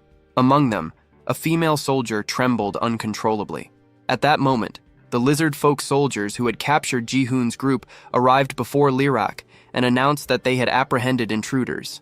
Lyrak's attendant inspected the bound group and demanded an explanation, pointing out that Mudrak lay deep within the swamp, that no one came there without reason, and that their tribe did not welcome outsiders. He pressed them again, insisting on knowing their purpose. Ji-hoon assessed the soldiers watching from the stands. Their levels ranged from 30 to the mid-30s, with ranks spanning from C to A, and their combined force was far greater than he had expected. Yet the real shock came from the lizard folk chieftain himself. Ji-hoon realized that the one seated before them was S rank, level 36. Lyrak's face hardened as he wiped blood from himself and demanded to know why they had entered Mudrak. Ji-hoon answered plainly that they needed the strength of the lizard folk. Lyrak burst out laughing and the entire tribe followed his lead. Rhea bristled in anger, demanding to know what was so amusing, while Rain panicked and tried to stop her. Leo urged Rhea to stay calm, reminding her that this was only the beginning. Rhea questioned what kind of beginning this was, and Leo clarified that it was a negotiation where their lives were on the line. Lyrak kept laughing, clearly entertained by Ji-hoon's claim that he needed power, and pressed him to see if that was all he had to say. Ji-hoon lowered his head, deciding inwardly that they had to move boldly. Once they bowed, they would never stand as equals again. This world followed the same rules as the game, and that meant Ji-hoon had already met the basic conditions needed to lead the lizard folk. Ji-hoon then declared that all lizard folk would fall under him. At once, a soldier thrust a spear to Ji-hoon's throat, calling him an insolent fool for daring to insult the chieftain and the tribe. Rain froze at the sight, nearly losing consciousness, while Rhea stared in disbelief. Leo understood then that Ji-hoon was using the method he had hinted at earlier. A soldier insisted there was nothing more to hear, and suggested ending their lives on the spot. Ji-hoon and Lyrak locked eyes, cold and unmoving. After a moment, Lyrak ordered the soldiers to lower their weapons. He stated that his decision was the decision of all lizard folk, and whatever choice he made, the tribe would follow. Ji-hoon replied that he held power, then turned the question back on the chieftain. If every lizard folk followed Lyrak, then whom did Lyrak himself follow? A soldier rushed forward in rage, accusing Ji-hoon of arrogance. Ji-hoon remained calm and called out to Rizeldrak. Lyrak reacted with confusion at the name. Ji-hoon repeated it, pointing out the being floating above his head as Rizeldrak. He explained that the lizard folk worshipped dragons, the very beings they revered. Lyrak hesitated, disbelief crossing his face, and questioned whether it truly was a dragon.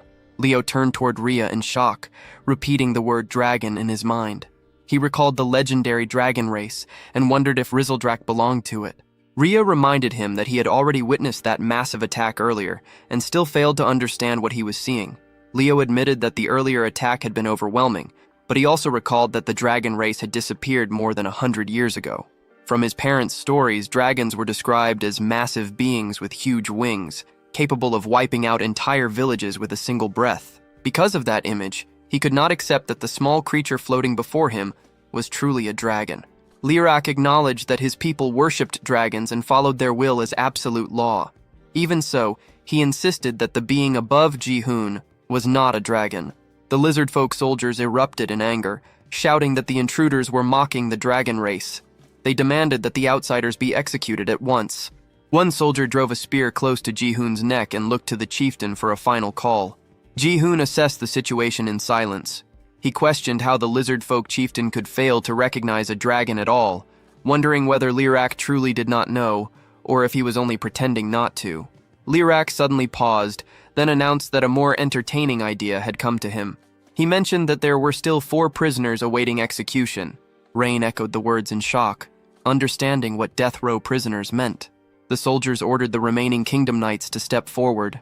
Lirak explained that not long ago, those same knights had broken into Mudrak, stolen their treasure, and slaughtered a young warrior without mercy. He declared that a fight would decide their fate, and whoever survived would be spared. The surviving kingdom knights moved forward to face Ji-hoon's group. Leon protested, questioning why they were being forced into battle, but a soldier shut him down, reminding him that intruders had no right to refuse. Ji-hoon accepted the situation, deciding that it no longer mattered whether the lizard folk believed the truth or not. Leon begged Ji-hoon to say something. Ji-hoon chose his response carefully. He would prove it himself by showing them the true power of a dragon. Humans and beast folk stood facing each other inside the arena, the air thick and tense, like the quiet pause before a tournament fight that everyone knew would turn violent. Among the humans, a yellow-haired knight stared at the beast folk with smug confidence, talking as if victory would really spare his life. Beside him, a heavily armored knight thought grimly about his situation. He had been meant to die, yet now there was a slim chance to survive, as if fate had flipped into a twisted gamble with slightly better odds. Their meaningless chatter grated on their female teammate, whose irritation showed clearly as her patience with their arrogance ran thin. The armored knight then sized up the beast folk with cold judgment, dismissing everyone except the dark elf as weak, delivering his opinion like an unwanted ranking announcement. The yellow-haired knight stepped forward eagerly, claiming the first fight for himself and calling for an opponent. He provoked them openly, throwing insults and labeling the beast folk as savages. Ria reacted at once, anger flashing across her face as she bristled at his tone and mocking grin. Nearby, Leon radiated killing intent, already imagining the end of all of them, skipping ahead in his mind as if this were the final battle. At that moment, the lizard folk duel instructor addressed everyone and laid out the rules. The fight would be one-on-one, and the loser would die immediately. The arena was no longer a stage, but a place with no return. The yellow-haired knight turned to Ji-hoon and asked for the rules to be explained. Ji-hoon conveyed them plainly. After hearing them, the knight casually invited anyone to step forward, treating the duel like a light spar instead of an execution. Ji-hoon watched the knights closely and began judging them by their star count. There were 3 A-rank knights present. The one standing at the front, however, was only mid-B rank. Ji-hoon instantly marked him as the weakest one, the kind of enemy that pretended to be dangerous while clearly not measuring up. With that in mind, he turned to Rain and suggested that she take the fight. Rain froze, caught off guard, doubt rising as she questioned herself. Ji-hoon reassured her, certain that she had grown strong enough and needed to trust that strength. Rain thought back to the power she had received from the chieftain. She realized that something within her had changed since that day. She could no longer stay in the back forever, carrying supplies while others bled and fought. With resolve settling in, Rain stepped forward. If she was going to fight someday anyway, then she would face it now. As the duel was decided, everyone else cleared the arena. Only the 2 fighters remained, and the space suddenly felt wider, emptier, and far more dangerous. Ji-hoon glanced toward Liarch, recalling the earlier words about how the lizard folk worshipped dragons and followed their chosen will as absolute law. Back in the present, Ji-hoon looked at Liarch again and reflected that he already held 2 solid proofs that Rizal was a dragon. He knew he could expose the truth right away. Still, with Rain's recent rise in rank, This duel was a rare chance for real combat experience, something that could not be skipped or fast-forwarded. Inside the arena, the yellow-haired knight stared at Rain in disbelief, clearly shocked that she was the one facing him. Rain stood there nervously, her fear obvious in her stiff posture. The knight judged her at once, recognizing her as a rabbit beast folk, what he believed to be the weakest race of all. He thought that even if he won and lived, there would be no honor in defeating someone like her. Rain trembled as she looked at his harsh face, fear almost visible through her ears. Then the duel began. The yellow-haired knight activated his power, deciding that a single strike would be enough, since anything more would stain his family's name. He stepped forward and unleashed his Thunder God sword style, releasing a powerful lightning slash aimed straight at Rain. A sharp blast tore through the arena, smoke and shockwaves spreading outward. Rain felt alarm rise in her chest, but Jihoon remained completely calm, watching as if this were a scene whose ending he already knew. He thought that the old D-rank Rain would have been frozen in terror by such an attack. Now, however, Rain stood in a different place altogether. As the smoke cleared, Rain suddenly turned and ran, fleeing across the arena in panic and signaling surrender. She believed that continuing meant certain death, and was convinced that defeating someone that strong was impossible.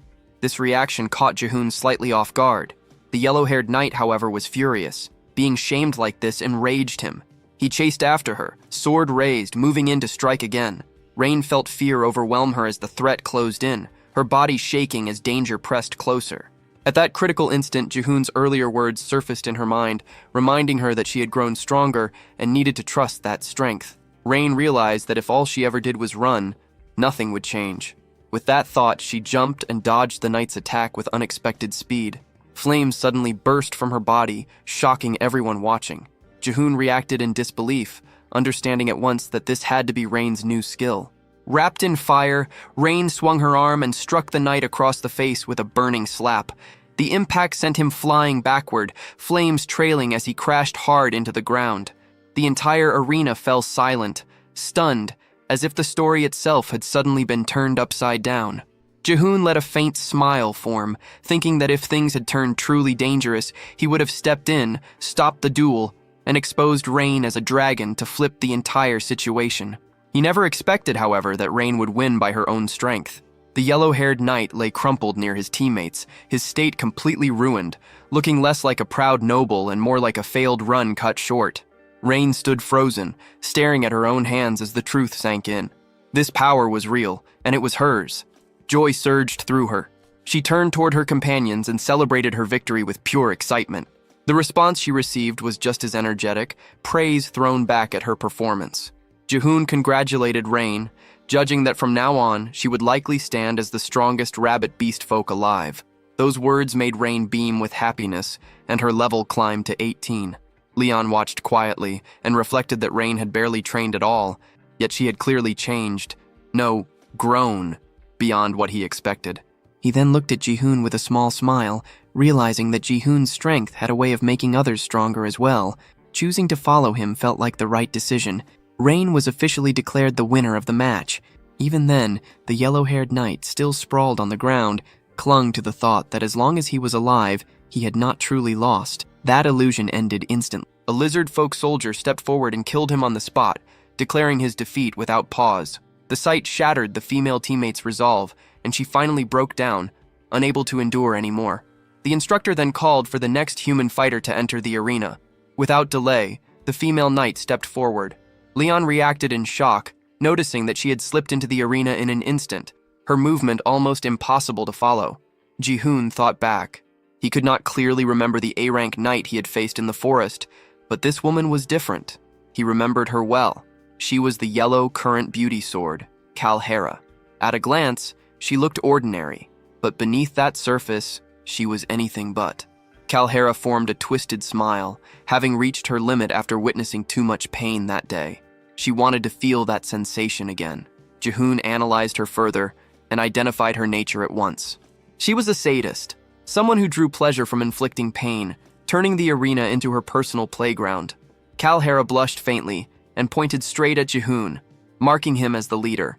Jihoon reacted with clear surprise as he realized she was challenging him directly. Ria watched Calhera closely and felt uneasy. Something about that woman was wrong. especially the way she stared at Jihoon with such a disturbing expression. The fight instructor turned toward Jihoon and asked what Kalhera had said.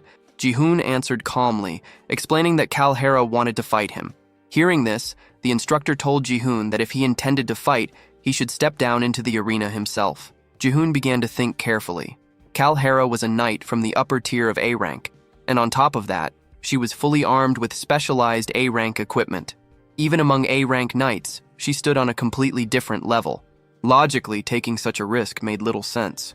Still, no matter how strong Kalhera was, she could not endure a dragon's breath at that distance. All Jihoon needed was to shut down her high-speed movement skill, Current Shift. His tools were simple: his durable body and Risaldrak's single-strike power. If he won, the experience gained would be enormous. The thought crossed his mind whether he should attempt it. Jihoon then stated that he always fought together with Risaldrak. Kalhera reacted with interest, seeing this as something that would double the fun. Before moving, Jihoon borrowed Belle's sword. Leon warned him that the woman was dangerous. Jihoon acknowledged this and walked toward the arena without hesitation. As Jihoon moved, Liarch, resting atop his head, glanced at Risaldrak and was pulled back into memories of his childhood. He remembered his mother telling him that their people had once been saved, and that those beings had shared their power with them. She had said that when Liarch grew older, he too would be able to use that power. Back then, the young Liarch had wondered if that was really possible for him. Returning to the present, Liarch dismissed those thoughts as foolish nostalgia. Before the battle started, Jihoon raised an important concern. He asked what would happen if spectators among the lizard folk were killed during the fight. Risaldrak answered coldly that the arena was far too large for humans to fight properly and gave the signal to begin. Kalhera looked at Jihoon with a faint smile, her thoughts dark and twisted. She weighed whether she should stab him or slice him apart, her imagination drifting in a way that felt closer to a nightmare than a duel. After deciding, she raised her sword forward, satisfied with her choice. Leon watched anxiously and noticed something off about her stance as she gripped the blade, even from that distance. Without warning, Kalhera activated yellow current thunderbolt magic inside her sword and hurled it forward at terrifying speed toward the guards. The guards barely managed to block the attack with their shields. Leon was stunned. Throwing a sword infused with lightning magic was a technique that could end a fight instantly if the opponent did not understand what was happening. Leon assumed Jihoon had dodged the attack. Rhea corrected him at once, pointing out that Jihoon had not moved at all. Leon was left confused. The view then revealed a thin cut on Jihoon's cheek. Kalhera smiled, finding the situation odd. She realized that Jihoon had known she would miss and had chosen not to avoid it on purpose. Jihoon watched her closely. Kalhera belonged to the 4th Division of the Cancer Knights and served as vice-captain. She was widely known as the Beauty of the Yellow Current. Yet among those who truly understood her nature, she carried a different name: the Seizure Spectator. She specialized in inflicting pain, using a cruel fighting style that dragged death out slowly. She never ended her opponents quickly, a fact known only to a small circle. 80% of those who faced her never survived. There was no way Jihoon could have predicted her miss and deliberately stayed still.